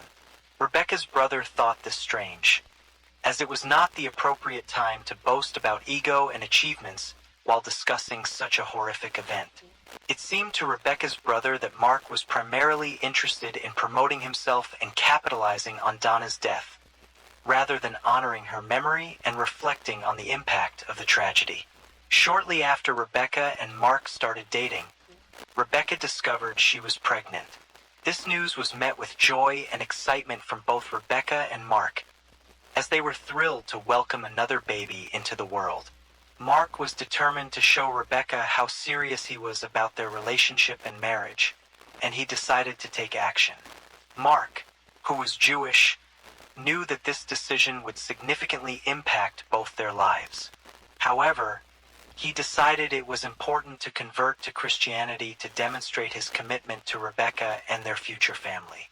Mark believed that embracing a new religion would show his willingness to make sacrifices for their relationship. 14 months after Donna's murder, Rebecca and Mark decided to elope in Hawaii. They decided to keep the news a secret, not wanting to burden their loved ones with the additional stress of a wedding so soon after the tragic death of Donna. This decision hurt Donna's family deeply, as they couldn't believe that Mark could have replaced Donna so quickly. In December 1996, Mark sold his and Danaha's house and built a new home for himself and Rebecca in the country. They purchased a piece of land with a pond in the backyard, which became a special place for the family to play and enjoy time together. Mark would often go fishing in the pond while the rest of the family enjoyed spending time together. Over the years, Mark and Rebecca went on to expand their family, welcoming 3 children together. However, as time went on, the couple started to pull away from Donna's family. This separation was difficult for Danaha's mother and sisters. On one occasion, Danaha's parents decided to visit Mark in their new home. While they were visiting, they wanted to present Bailey with a necklace that had belonged to Donna. They put the necklace around Bailey's neck. However, Mark denied the request, insisting they remove the necklace from the baby. This incident further strained the relationship between the families. In their attempts to reconcile, Danaha's parents reached out to Mark in a letter, expressing their concerns and desire for reunification. However, Mark responded with a letter stating that Bailey could no longer refer to Danaha's mother as grandma. Despite the strained relationship, Donna's family continued to show their love for Bailey by sending her a card every year for her birthday. Deanne Schultz, Donna's best friend, revealed to the police in February 1999 a secret she had been keeping. She confessed that she had been having an affair with her close friend Donna's husband, Mark, prior to Donna's murder. According to Deanne, Mark had made incriminating statements indicating that it would be more convenient for both of them if Donna were to pass away. However, Deanne rejected participating in Mark's plan, stating that she refused to have anything to do with the murder. On the day of Donna's murder, Mark contacted Deanne and asked, "Would you still love me when I have done something wrong?" Deanne replied, "Yes, I would." After Donna was murdered, Deanne and Mark continued their affair for about 6 months after Donna's death. However, they eventually broke up when Mark started dating Rebecca. After the murder and the life changes that occurred, Deanne experienced a difficult time. She attempted to take her own life on several occasions, struggling to cope with the aftermath of what had happened. Her life was turned upside down, and she struggled with the weight of her secret and Donna's murder. The detective was reviewing the evidence in Donna's murder case, as he had suspicions about Mark. However, he could not locate the box containing evidence related to Donna's case. The detective eventually discovered that the evidence had been released to Mark's attorney as part of a civil lawsuit against BART Transportation for wrongful death. When the detective finally obtained the evidence, he noticed several suspicious things. Firstly, there was no forced entry into the house, which raised questions about Roger Harrington's involvement. Why was a yellow coffee mug belonging to Roger found in Donna's home? If Roger intended to kill Donna, why would he bring that inside? Additionally, Roger's cigarettes were on the kitchen table, raising questions about why he would bring those into her home. Furthermore, the detective observed that the items found in Roger's car could be potential weapons. He had items such as a tire iron wrapped in tape and a knife, which could have been used to harm Donna and Mark. However, if Roger had intended to commit murder, it raises questions as to why he would choose to enter the home and use a hammer that was on the kitchen table instead of utilizing the weapons he had in his car. After Donna's murder, Roger's family insisted that Roger was not a troublemaker and that he was a good person. The detective began to explore the possibility that Mark had the motive to eliminate Donna. And when Donna came home with the story of the erratic car service driver, Mark saw an opportunity. Evidence gathered in the case included 3 Polaroid pictures. One of the initial officers who arrived at the scene had a camera in his possession. He took photos of the scene that depicted the positions of Donna and Roger's bodies before they were taken to the hospital. The detective was unaware that these pictures existed. The positions of Donna and Roger's bodies in the photos did not align with Mark's versions of events. Mark claimed that he shot Roger, and the latter fell back with his feet remaining near Donna's head. However, the photos showed Roger's head in the same position as Donna. This discrepancy raised suspicions and cast doubt on Mark's version of events. In September 1999, a detective approached Donna's mother and informed her of their suspicions that Mark was responsible for her daughter's murder. Donna's mother was taken aback, as she found it hard to believe that Mark could have done such a thing. However, the news brought relief to Roger's family, as they were hopeful that the detectives would work diligently to clear Roger's name. A friend of Roger's approached the police in 1991 when Donna was murdered, and then again in 1999 with information that could exonerate him. According to this friend, she was with Roger when someone called him, prompting Roger to jot down Donna and Mark's address. This piece of information led the police to believe that Roger may not have been the killer, but rather someone lured to his death. The detective began to entertain the notion that Roger may not have been directly involved in the murder, but rather someone who was deceived and manipulated by another party, most likely Mark Winger. On August 23, 2001, as the investigation into Donna's murder continued, the police conducted surveillance on Mark and Rebecca's home. However, Mark became suspicious and confronted the officers. He told them to leave him and his family alone and to stop following him. Meanwhile, as the police surveilled Mark's home, a grand jury meeting was deliberating. Little did he know that his fate would soon be sealed. A short while later, the grand jury indicted Mark for the murder of Roger and Donna. This indictment meant a formal charge against him, and a warrant was issued for his arrest. The police received word that Mark was at work and promptly made their way to the location. They called out Mark's name as they arrived, and he emerged from the building with his hands up. Mark realized that he had been caught and surrendered to the authorities. During this entire ordeal, Rebecca stood by her husband, Mark. She believed in his innocence and was determined to support him through this difficult time. Being 6 years old, Bailey, their daughter, witnessed the events as they unfolded. However, as time went on, Rebecca's support for her husband waned as she began to see the truth. Mark's trial began in May 2002. The state sought to prove Roger Harrington went to the Winger home for a meeting and not to commit murder. His attorney argued that Roger had a mental illness and had exhibited erratic behavior, raising doubts about his mental state and the possibility of committing murder. However, the state believed that Mark had lured Roger to the house for a meeting to address the issue. It was alleged that Roger willingly entered Mark's home, which explained why there was no forced entry. During the meeting, Mark fatally shot Roger in the head while Donna, with their baby, was in the bedroom. Donna heard the gunshot and ran out of the room, leaving her baby on the bed. When she came out, Mark started beating her with a hammer. When Mark thought Donna and Roger were dead, he called 911. During the call, Roger Harrington can be heard moaning in the background. Mark then informed the dispatcher that their baby was crying, and he had to go, promising to call them right back. However, no baby can be heard at the back end of the call. The state argued that Mark needed to ensure that Roger was truly dead, leading to the second shot being fired into his head. Mark was found guilty of murder and was sentenced to life without parole.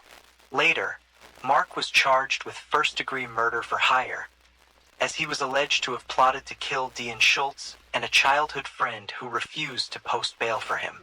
Mark, however, claimed that he was merely scheming in an imaginary murder-for-hire plot, stating that it was not intended to be taken too seriously. Despite Mark's claims, he was ultimately convicted of solicitation of murder and sentenced to an additional 35 years in prison. After Mark was convicted of double murder and was sentenced to serve time in prison, Rebecca and her children were forced to distance themselves from him. In order to protect herself and her children, Rebecca decided to change their surname back to her maiden name, Simic. Rebecca believed that it could be beneficial for Bailey to meet Donna's family. She thought that they could provide her with valuable insights about Donna. One Memorial Day weekend, Bailey made the journey to Donna's hometown to meet the people who loved her. Bailey's encounter with Donna's family proved to be an eye-opening experience. She was amazed to see how much they still loved and cherished her, considering her a grandchild despite her absence. While Bailey was staying with Donna's family, it coincidentally happened to be her birthday. They decided to throw her a party to make up for all the birthdays she had missed over the years. The meeting with Donna's family had a profound impact on Bailey. It taught her about the power of love, the resilience of the human spirit, and the importance of family. Despite the distance that had been created through Mark's crimes, Donna's family's love for her remained strong.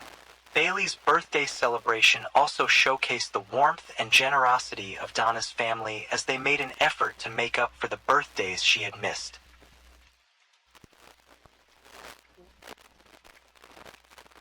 Story 5.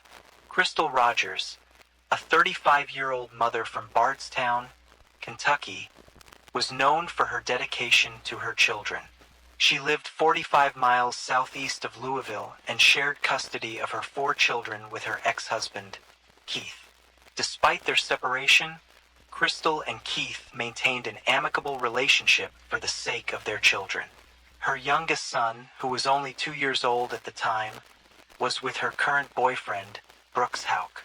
Because Crystal had always been a reliable and responsible parent, her mother, Sherry Ballard, found it strange when she failed to answer her phone on July 5, 2015. Crystal usually responded to Sherry's calls, but the lack of communication was causing Sherry growing concern. It had been 24 hours since Sherry last heard from her daughter, and with each passing hour, her worry intensified. Crystal's absence was out of character, and Sherry's maternal instincts were telling her something was amiss. Sherry couldn't shake the feeling that something was wrong. Sherry tried contacting Crystal multiple times throughout the day, but her efforts went unanswered each time. She decided to reach out to Crystal's friends and family, hoping someone would know where Crystal might be. Unfortunately, no one had seen or spoken with her recently. Around the same time, Brooke, Crystal's younger sister, contacted Sherry to inform her that she, too, had been unable to reach Crystal. Brooke shared with her mother that she had spoken with Brooks Houck, Crystal's boyfriend. Brooks informed her that he had not seen Crystal since Friday. According to Brooks, the last time he saw her, she was up playing games on her phone before he went to bed. When Brooks woke up the next morning, Crystal was gone.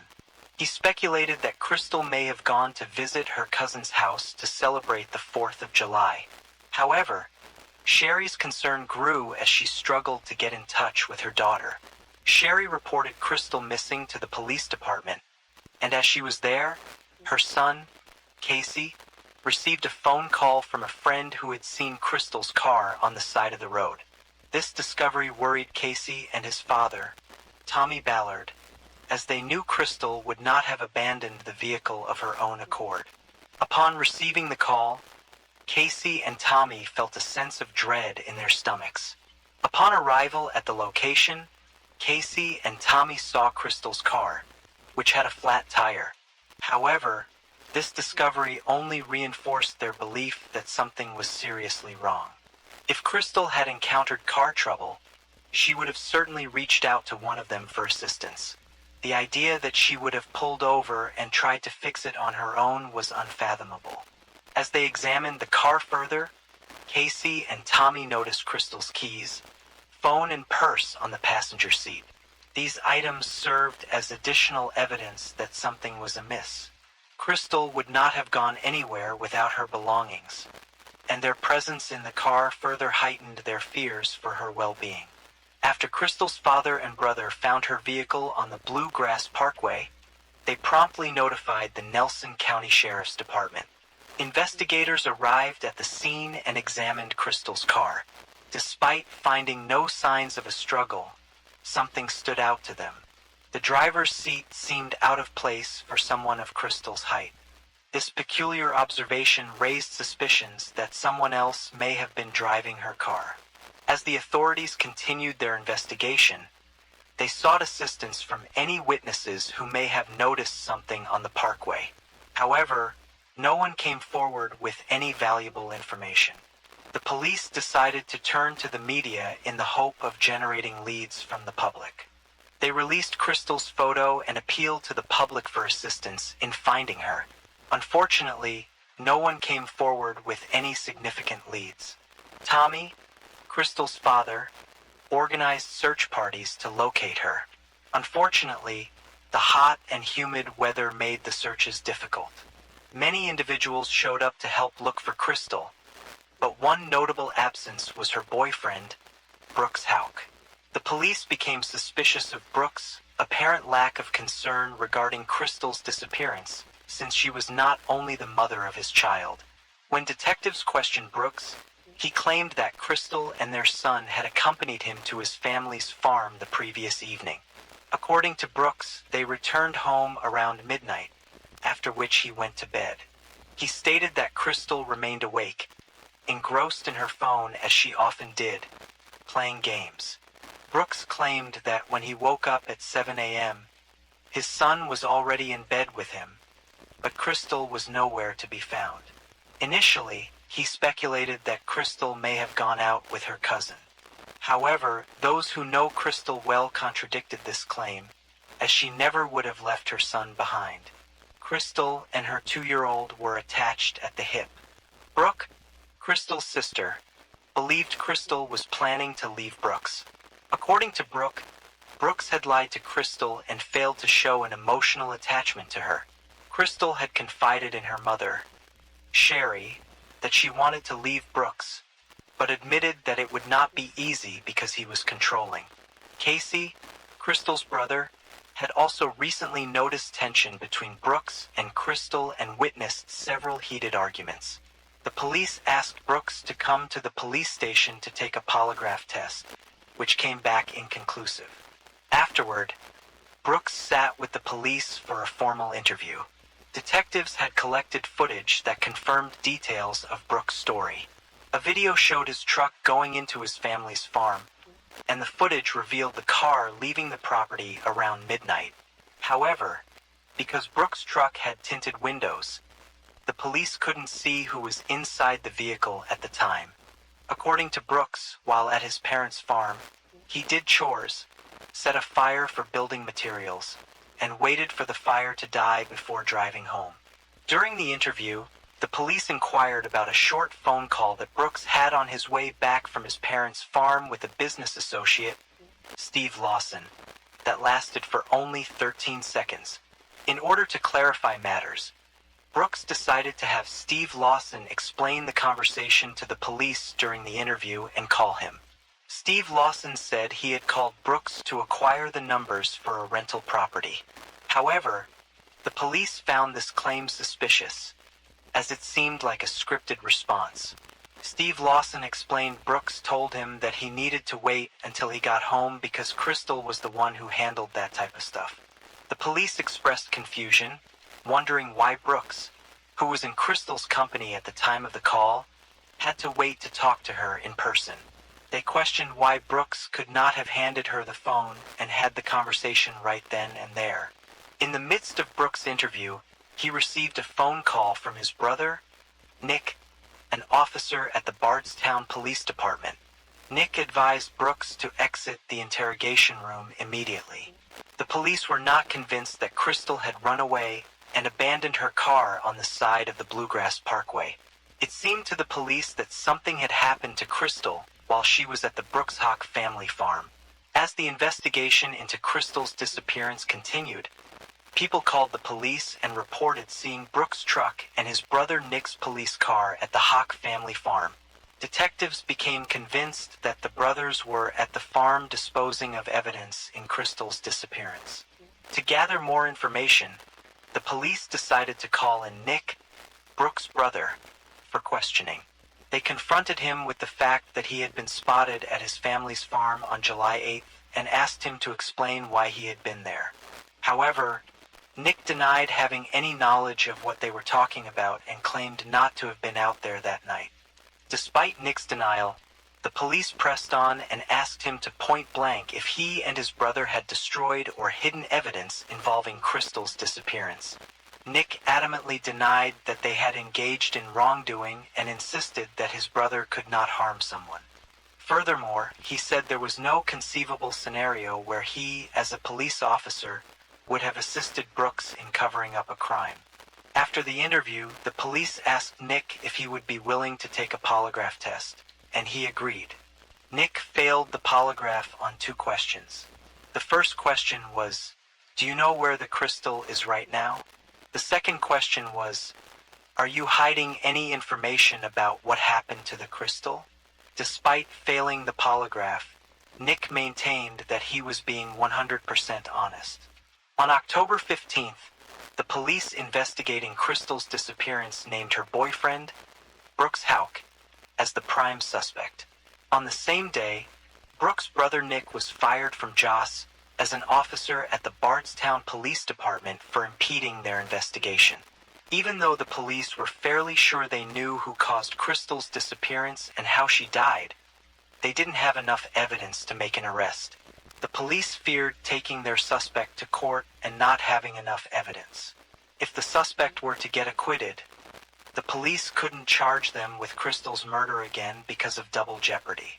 FBI agents and law enforcement agencies across Kentucky joined forces with Crystal's friends, family, volunteers, and missing people organizations to conduct extensive searches at the Houck family farm, a sprawling property spanning 240 acres. The searches continued daily, leaving Crystal's loved ones terrified and grasping for hope. While they hoped to find Crystal alive and well, they truly desired some answers.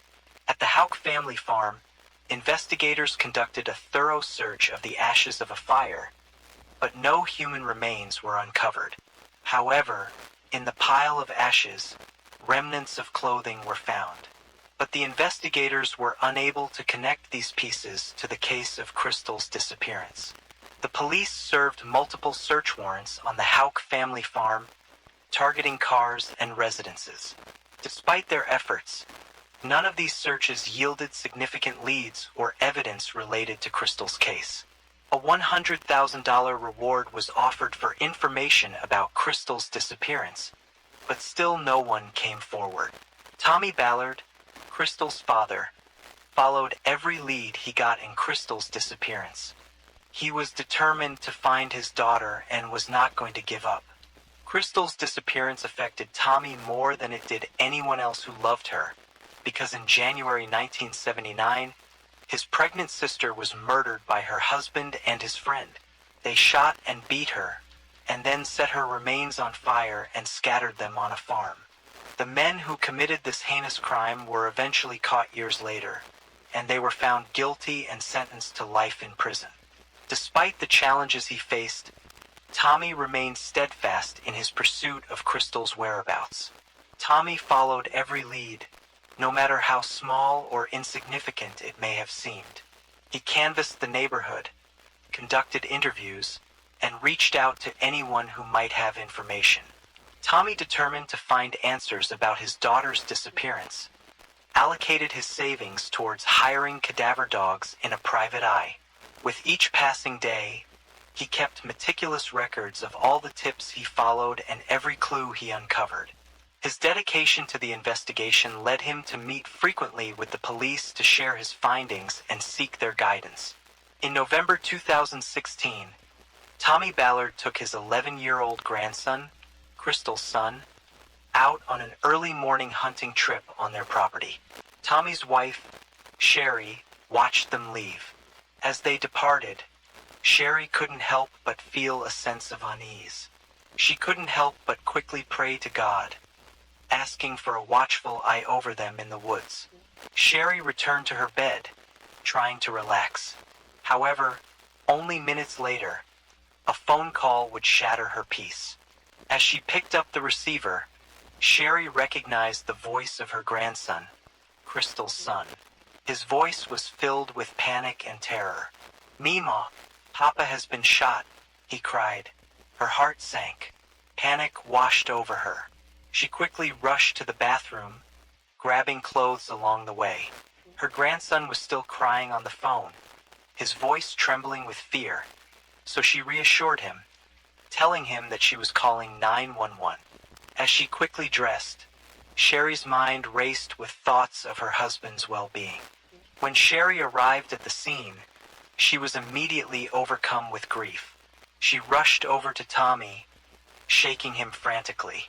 However, as she did so, she noticed a concerning sight. Blood began pouring out of his nose. The officers and witnesses who had arrived at the scene quickly pulled her off Tommy so that the medics could work on him. However, Sherry was already aware that her husband was gone. Tommy Ballard was pronounced dead at the scene. Tommy Ballard had been shot one time in the chest.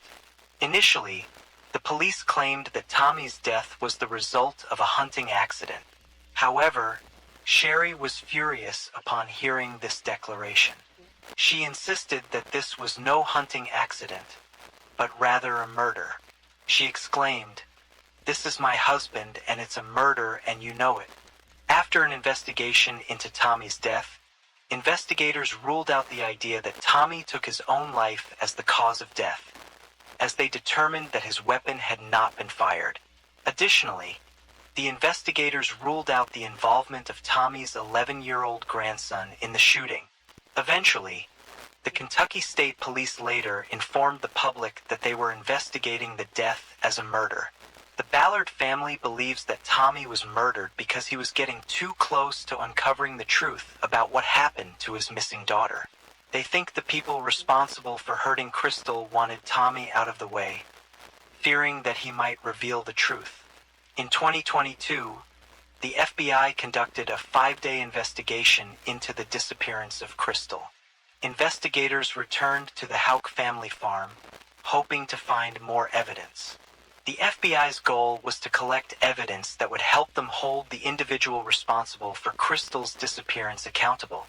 Despite not revealing if any items of evidentiary value were recovered from the search, an FBI spokesperson confirmed in October 2022 that the agency would be analyzing all of the evidence collected at the FBI's lab in Quantico. As the investigation into Crystal Rogers' disappearance continued, the Kentucky Attorney General made a crucial decision to appoint a special prosecutor to assist in the prosecution of criminal charges related to the deaths of Crystal Rogers and her father, Tommy Ballard. Crystal's mother, Sherry Ballard, was aware of the appointment and wholeheartedly supported the decision.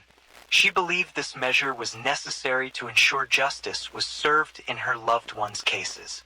The appointment of a special prosecutor brought a fresh perspective and independent expertise to the case. Sherry Ballard recognized the importance of having a dedicated team of prosecutors focused on unraveling the complex web of evidence and bringing the perpetrators to justice. She believed that by having a dedicated prosecutor, there would be greater attention to detail and a more comprehensive understanding of the case. Sherry Ballard's commitment to seeking justice for Crystal and Tommy was unwavering. The special prosecutor had the necessary resources and knowledge to conduct a thorough investigation and gather the evidence required to present a compelling case in court. In addition to the appointment of a special prosecutor, Sherry Ballard also appreciated the fact that this decision demonstrated the seriousness of the case and the importance of holding those responsible for the deaths of Crystal and Tommy accountable. It sent a clear message that the justice system was taking this matter seriously and was determined to bring justice to the victims' families. In July 2023, a grand jury in Kentucky indicted a 32-year-old man named Joseph Lawson on 2 charges of conspiracy to commit murder and tampering with physical evidence in relation to the case of Crystal's disappearance. 2 months later, Crystal's boyfriend, Brooks Houck, was arrested and charged with murder and tampering with physical evidence. The judge set Brooks' bond at $10 million and he was ordered to stay away from Crystal's family. Brooks Houck was arrested in 2022 for several traffic violations. He was required to pay a series of fines and was released. Many people in Bardstown were overjoyed when Brooks Houck was arrested for Crystal's murder. Although the news was devastating for everyone to come to terms with the reality that Crystal was not just missing but had been killed, there was a sense of satisfaction in knowing that justice would be served. The arrest of Houck brought a sense of closure and relief to those who were affected by Crystal's tragic death. It provided some measure of solace to know that the person who had taken her life was being held accountable for their actions. The community of Bardstown united behind Crystal's family and expressed support and solidarity during this difficult time. They hoped that the arrest would pave the way for justice to be served and that the perpetrator would receive a fair and just punishment. As the investigation continued and more information came to light, the community remained vigilant and hopeful that justice would prevail. Brooks Houck made his first appearance in court 1 month after his arrest in October 2023.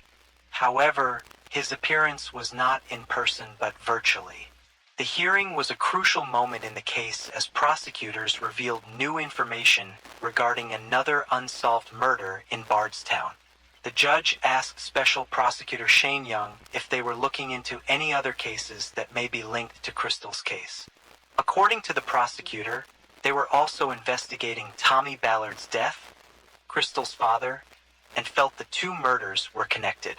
In fact, the special prosecutor said they believed they were in possession of the gun that killed Tommy, claiming they purchased the firearm from Nick Houck and were currently testing it, but believed that gun killed Crystal's father. The special prosecutor has claimed that they bought a firearm from Nick Houck, who allegedly used a fake name during the sale. According to the prosecutor, the caliber of the rifle matches the one used to shoot and kill Tommy Ballard. They have mentioned 5 criteria they are examining, claiming that the gun has matched 4 of them so far. Crystal's grandfather and Tommy's father voiced their satisfaction upon hearing the special prosecutors linking the 2 murders in court. They expressed their hope for justice to be swiftly achieved in both cases. However, upon hearing about the allegations put forward by the special prosecutor, Rosemary, Brooks, and Nick Houck's mother refused to answer any questions. Furthermore, during the court hearing, the prosecutor also alleges that the Houck family had secretly recorded the grand jury proceedings. The prosecutor alleged that Brooks Houck's sister, brother, mother, brother-in-law, and mother's boyfriend were all involved in this illicit activity. According to the prosecutor, by secretly recording the proceedings, the Houck family sought to gain an unfair advantage and ensure their stories remained aligned. Attorneys for Brooks Houck filed a request to disqualify the Nelson County judge presiding over the case and request that he be replaced. The attorneys claim that the judge has had a hostile view of Brooks Houck since 2017, which they believe to be biased and unfair. Additionally, the attorneys argue that the bail set at $10 million is excessive and should be reconsidered. The attorneys argue that having a hostile judge on the case will greatly hinder Brooks' ability to receive a fair trial. They contend that the judge's previous comments and actions indicate a clear lack of impartiality. In addition to asking for disqualification, the attorneys also request that the court move swiftly in ruling on this matter, arguing that time is of the essence and that a new, unbiased judge should be put in place as soon as possible to ensure a fair and just outcome. Several weeks later, the Kentucky Appeals Court has ruled that Brooks Houck will remain in jail on a $10 million bond. Additionally, the court has issued a ruling on the case, officially denying Houck's request to dismiss the judge presiding over Brooks' trials.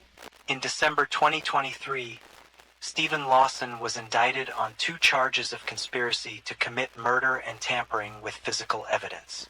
The media widely reported that Stephen Lawson had a son named Joseph Lawson, who had been arrested on charges related to the disappearance of Crystal.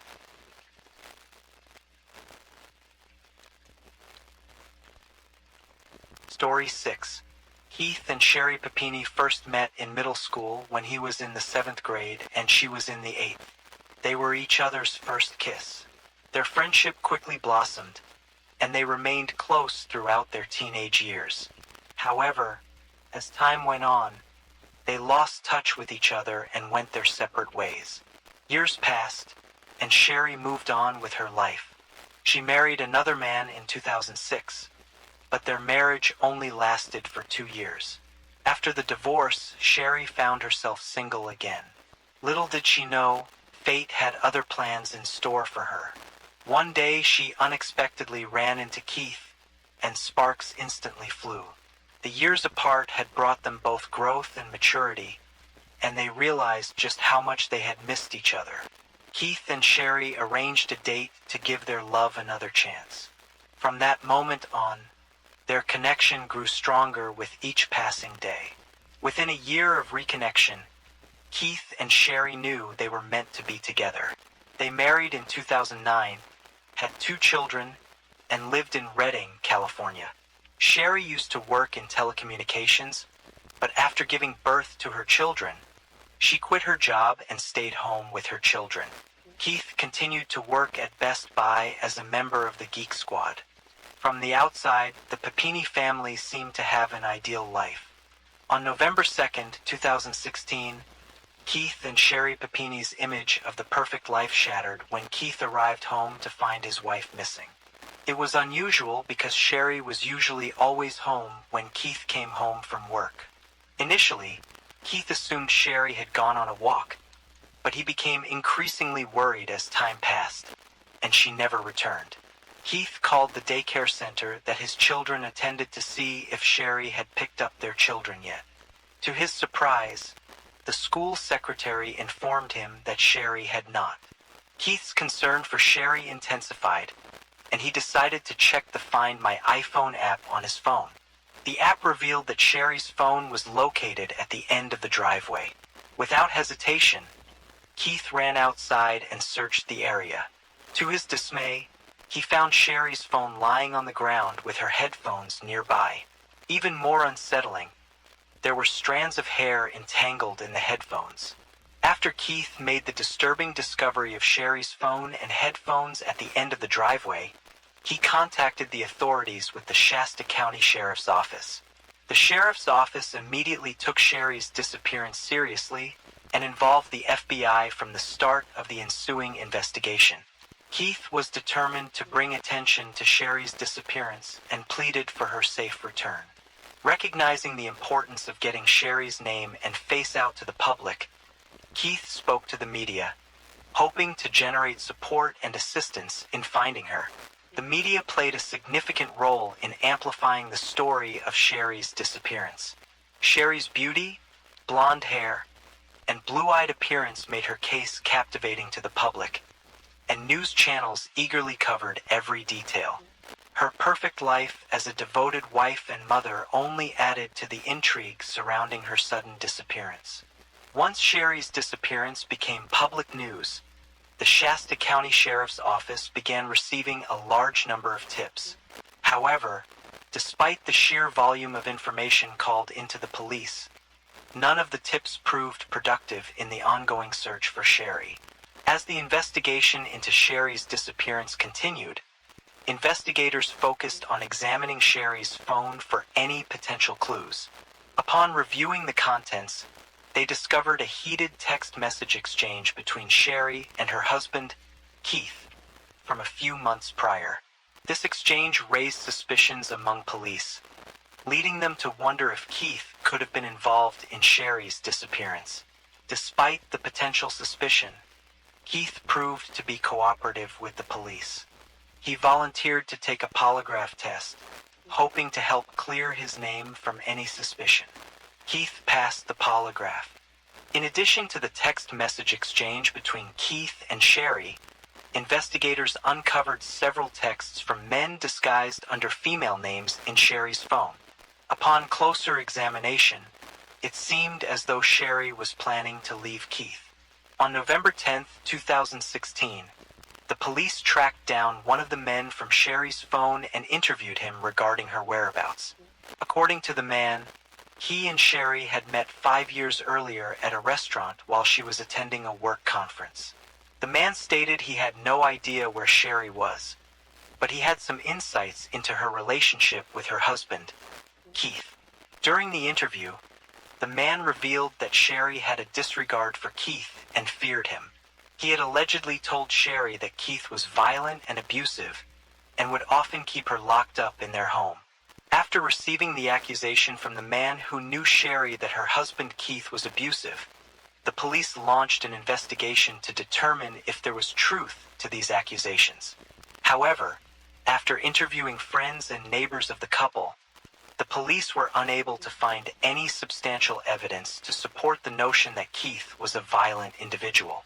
What the police learned from Keith and Sherry's friends was interesting. All the individuals expressed that Sherry was known for having a tendency to be dramatic and attention-seeking.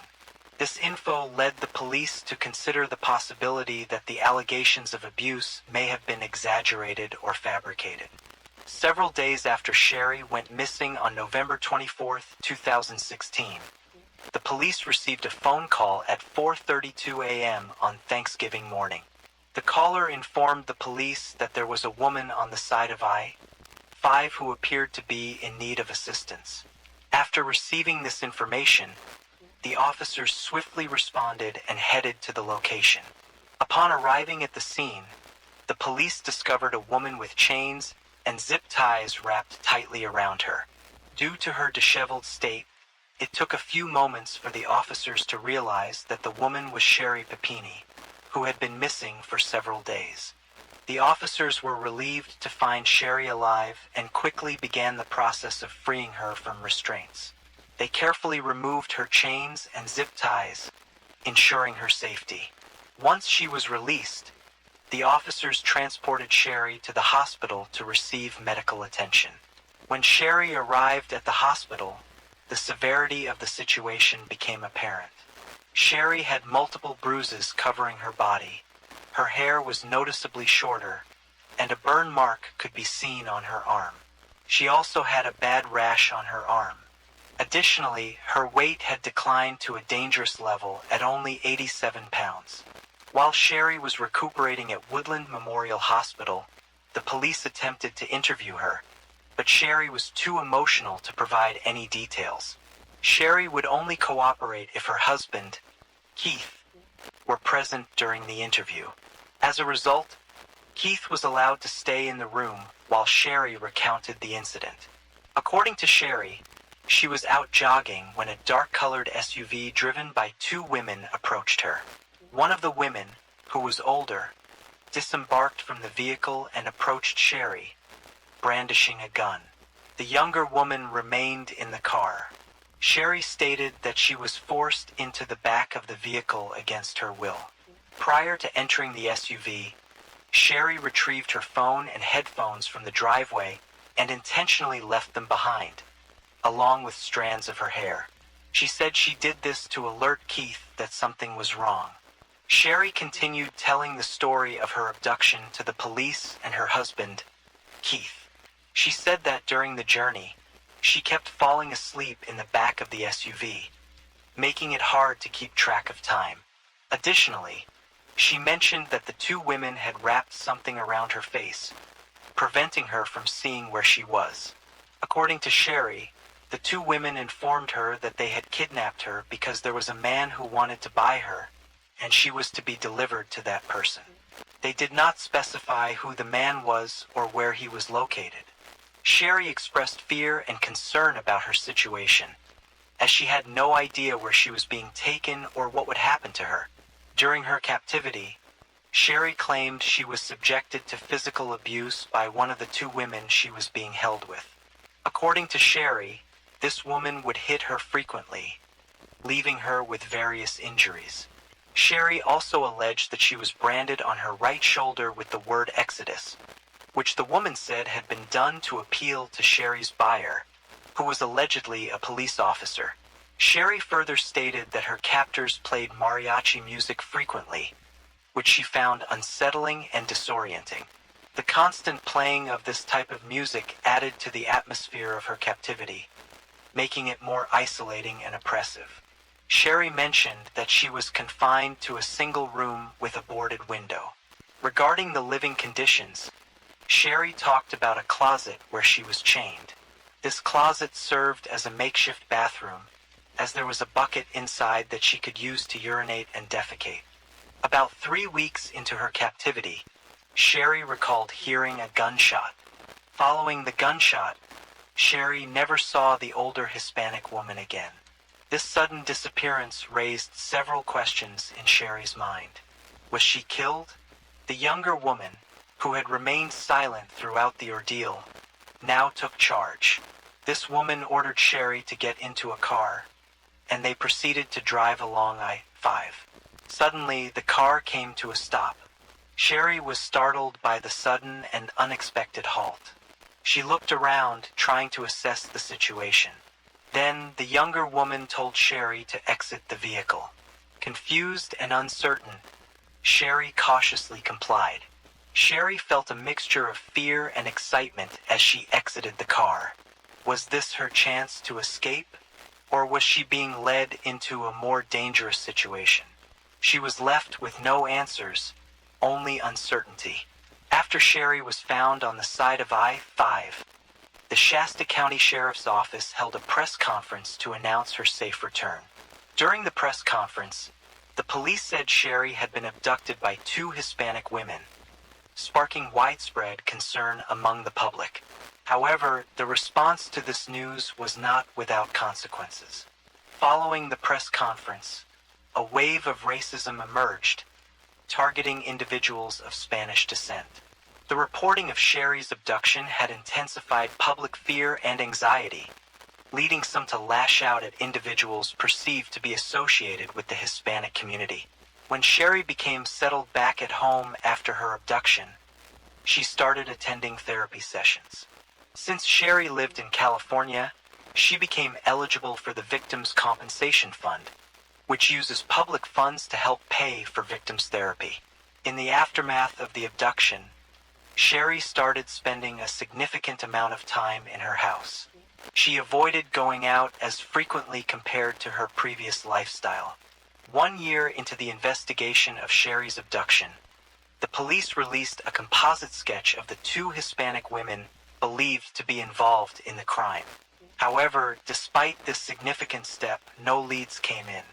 Additionally, the police revealed the discovery of male DNA on Sherry's underwear, which she was wearing when she was found on the side of I-5. The police said this DNA sample did not match that of Sherry's husband, Keith. 2 years had passed since Sherry's abduction, and the police still hadn't obtained a match on the male DNA found in her underwear. Despite their efforts, no leads emerged, and the case remained unsolved. However, in 2020, a breakthrough finally came. With renewed determination, the police working on Sherry's case sought authorization to utilize familial DNA techniques to locate the donor of the elusive DNA. This innovative approach allowed them to use the existing DNA profile to identify potential relatives of the donor. Familial DNA testing is a powerful investigative tool used in criminal investigations. It involves analyzing DNA evidence to determine if it matches any family members of a suspect. By identifying genetic markers shared between family members, investigators can narrow the list of potential suspects and identify potential familial relationships. When the police working on the Sherry Papini case got the family DNA match on the male DNA found in her underwear, they were surprised to see that it came back as a close relative to James Reyes, Sherry's ex-boyfriend. This development raised several questions and became a major turning point in the investigation. The police wondered if Sherry's ex-boyfriend could have been responsible for her abduction. In June 2020, investigators retrieved a soda bottle from James's trash and took it into the forensic lab for DNA testing. The forensic lab conducted DNA testing on the soda bottle. 1 month later, a lab tech called the police and informed them that James Reyes was a match to the DNA sample discovered in Sherry's underwear on the day she was found. After the police got the DNA match back, They conducted an interview at the Costa Mesa, California, home of James Reyes, a sports shop worker, regarding the case of Sherry, his former girlfriend. James provided a statement to the police, explaining that he had dated Sherry approximately 10 years earlier. He said the last time he saw Sherry was a year after they broke up, but he had heard rumors of her disappearance and subsequent safe return. During the interview, the police asked James if he was responsible for Sherry's kidnapping, and James denied having any involvement in her abduction. However, eventually during the interview with the police, James Reyes admitted to being good friends with Sherry despite their breakup 10 years ago. James said he did play a part in Sherry's disappearance, but he did not kidnap her, but rather was simply helping out a friend in need. According to James, Sherry had reached out to him, stating that she was attempting to escape from her abusive husband, Keith. James disclosed to the police on November 2, 2016, that one of his friends had rented a car for him, which turned out to be the same vehicle he used to pick up Sherry the following day. According to James, Sherry got in the back seat and laid down as he made the long drive back to Costa Mesa. Sherry confined herself to the bedroom throughout her stay at James' house. He continued with his daily routine, while Sherry occasionally assisted him by cleaning and cooking. She boarded up the bedroom window because she wanted the room door. While Sherry stayed with James, he noticed that she was intentionally trying to lose weight by eating as little as possible. James informed the police that Sherry requested his help in committing acts of self-harm against herself, specifically by hitting herself hard to create bruises. On one occasion, Sherry asked James to shoot a hockey puck off her knee, even though he was uncomfortable with the request. Despite his reservations, James complied, ultimately engaging in this harmful behavior with Sherry. James admitted to branding Sherry with Exodus on her right shoulder. He stated that they had purchased a wood-burning tool from Hobby Lobby specifically for the purpose of committing the act. According to James, one day, Sherry unexpectedly informed him of her decision to leave his house. Before departing, Sherry requested James to obtain chains and zip ties. Sherry instructed him to bind her securely before driving her back to Redding, California. During the drive, Sherry told James to pull over, which he did. She jumped out of the vehicle and James drove away. When the police asked James if he knew anything about the two Hispanic women Sherry claimed abducted her, he said he had no idea what she was talking about. When the police visited James' house, they were taken aback by the discovery of numerous rooms that matched descriptions given by Sherry when she talked about where she was held captive. Strikingly, James' bedroom and closet matched a drawing Sherry had made for the police, depicting the exact layout of the rooms she had experienced during her confinement. Furthermore, the police noticed a remarkable coincidence. A table at James' house closely resembled the one Sherry had mentioned in her early interviews with the police. Several days after the police had spoken to James Reyes, they scheduled an interview at the police station with Sherry and Keith. The police had gathered a significant amount of evidence, which they believed to be conclusive proof that Sherry had staged her abduction. During the interview, they were prepared to confront Sherry with their findings. Before the police confronted Sherry with the truth that she staged her abduction, they asked her if she wanted her husband Keith to leave the interview room. However, Sherry did not say anything. The police then made the decision to leave Sherry and Keith alone in the room for a few minutes. During this time, Sherry approached Keith and revealed to him that she didn't want the police to find the Hispanic woman who had abducted her. Sherry believed she owed her life to the woman because she had allowed her to go. She didn't want to press charges against her.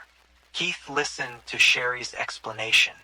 He then expressed his concerns because he didn't think Sherry was making any sense and was starting to get scared. He emphasized that regardless of Sherry's decision not to press charges, the woman would ultimately face consequences for her actions. The police returned to the interview room, and that was when Sherry and Keith were informed that the police had obtained a familial DNA match on the male DNA that had been found on Sherry's clothing. The name the police mentioned was James Reyes, her ex-boyfriend. Keith had a physical reaction upon hearing the name. He recognized James as Sherry's ex. After the shocking revelation that James Reyes, Sherry's ex-boyfriend, was a match to the male DNA found on her underwear, the police proceeded to inform Sherry and Keith that James had passed a polygraph test. The police said they thought Sherry staged her abduction. They also stated that they had gathered evidence to corroborate James's story, leading them to believe he was telling the truth. The police informed Sherry that they possessed information indicating that her dramatic weight loss during her disappearance was a deliberate choice on her part to consume fewer calories. They added that the rash on her arm was believed to have originated from the cleaning supplies she had utilized at James's residence. Furthermore, the police asserted that they had acquired knowledge that James had inflicted a brand upon Sherry using a wooden tool they had purchased from Hobby Lobby. Additionally, it was revealed that Sherry's broken nose was the result of an injury she had inflicted upon her using a hockey stick. Despite facing overwhelming evidence indicating she had staged her abduction, Sherry maintained her composure and acted as though she was oblivious to what the police were referring to. Sherry told the police that she hadn't seen James since they broke up years ago when she went to his brother's funeral in Southern California. However, the police informed Sherry that they knew that she was lying. James had provided them with information regarding her disappearance and details that no one else would know. On March 3, 2022, Sherry Papini was arrested by the FBI on charges of lying to federal agents and faking her abduction. 6 weeks after her arrest, she agreed to sign a plea deal with federal prosecutors, admitting that she had orchestrated her kidnapping. Sherry's attorneys had argued that she should receive a sentence of 1 month in prison, followed by 7 months of home custody. However, the state recommended an 18-month sentence. Several months later, in September 2022, Sherry was sentenced to 18 months in prison and ordered to pay a fine of $300,000. However, the judge stated there was little chance she could ever pay back the fine unless she won the lotto. During the sentencing hearing, the judge referred to Sherry as a manipulator and a habitual liar. The judge expressed that he had no doubt that she would have continued to lie if she hadn't been caught. The judge informed Sherry that she needed to be punished in order to deter others from committing copycat crimes. He explained that Sherry had taken advantage of several resources, including victims' funds, Social Security disability payments, and a GoFundMe account established following her alleged kidnapping. Sherry had obtained hundreds of thousands of dollars through these aids. By imposing a punishment on Sherry, the judge aimed to deter other individuals from committing similar crimes. Sherry addressed the court during her sentencing hearing, expressing her remorse and apologizing to the numerous people who had suffered due to her actions. She openly acknowledged her guilt, stating that she was responsible for lying and bringing dishonor upon herself and those around her. In August of 2023, Sherry was granted her release and was placed in a halfway house. Keith and Sherry separated on the day she was arrested in March 2022. A few days after Sherry pled guilty the following month, Keith filed for divorce. He also sued for full custody of their children.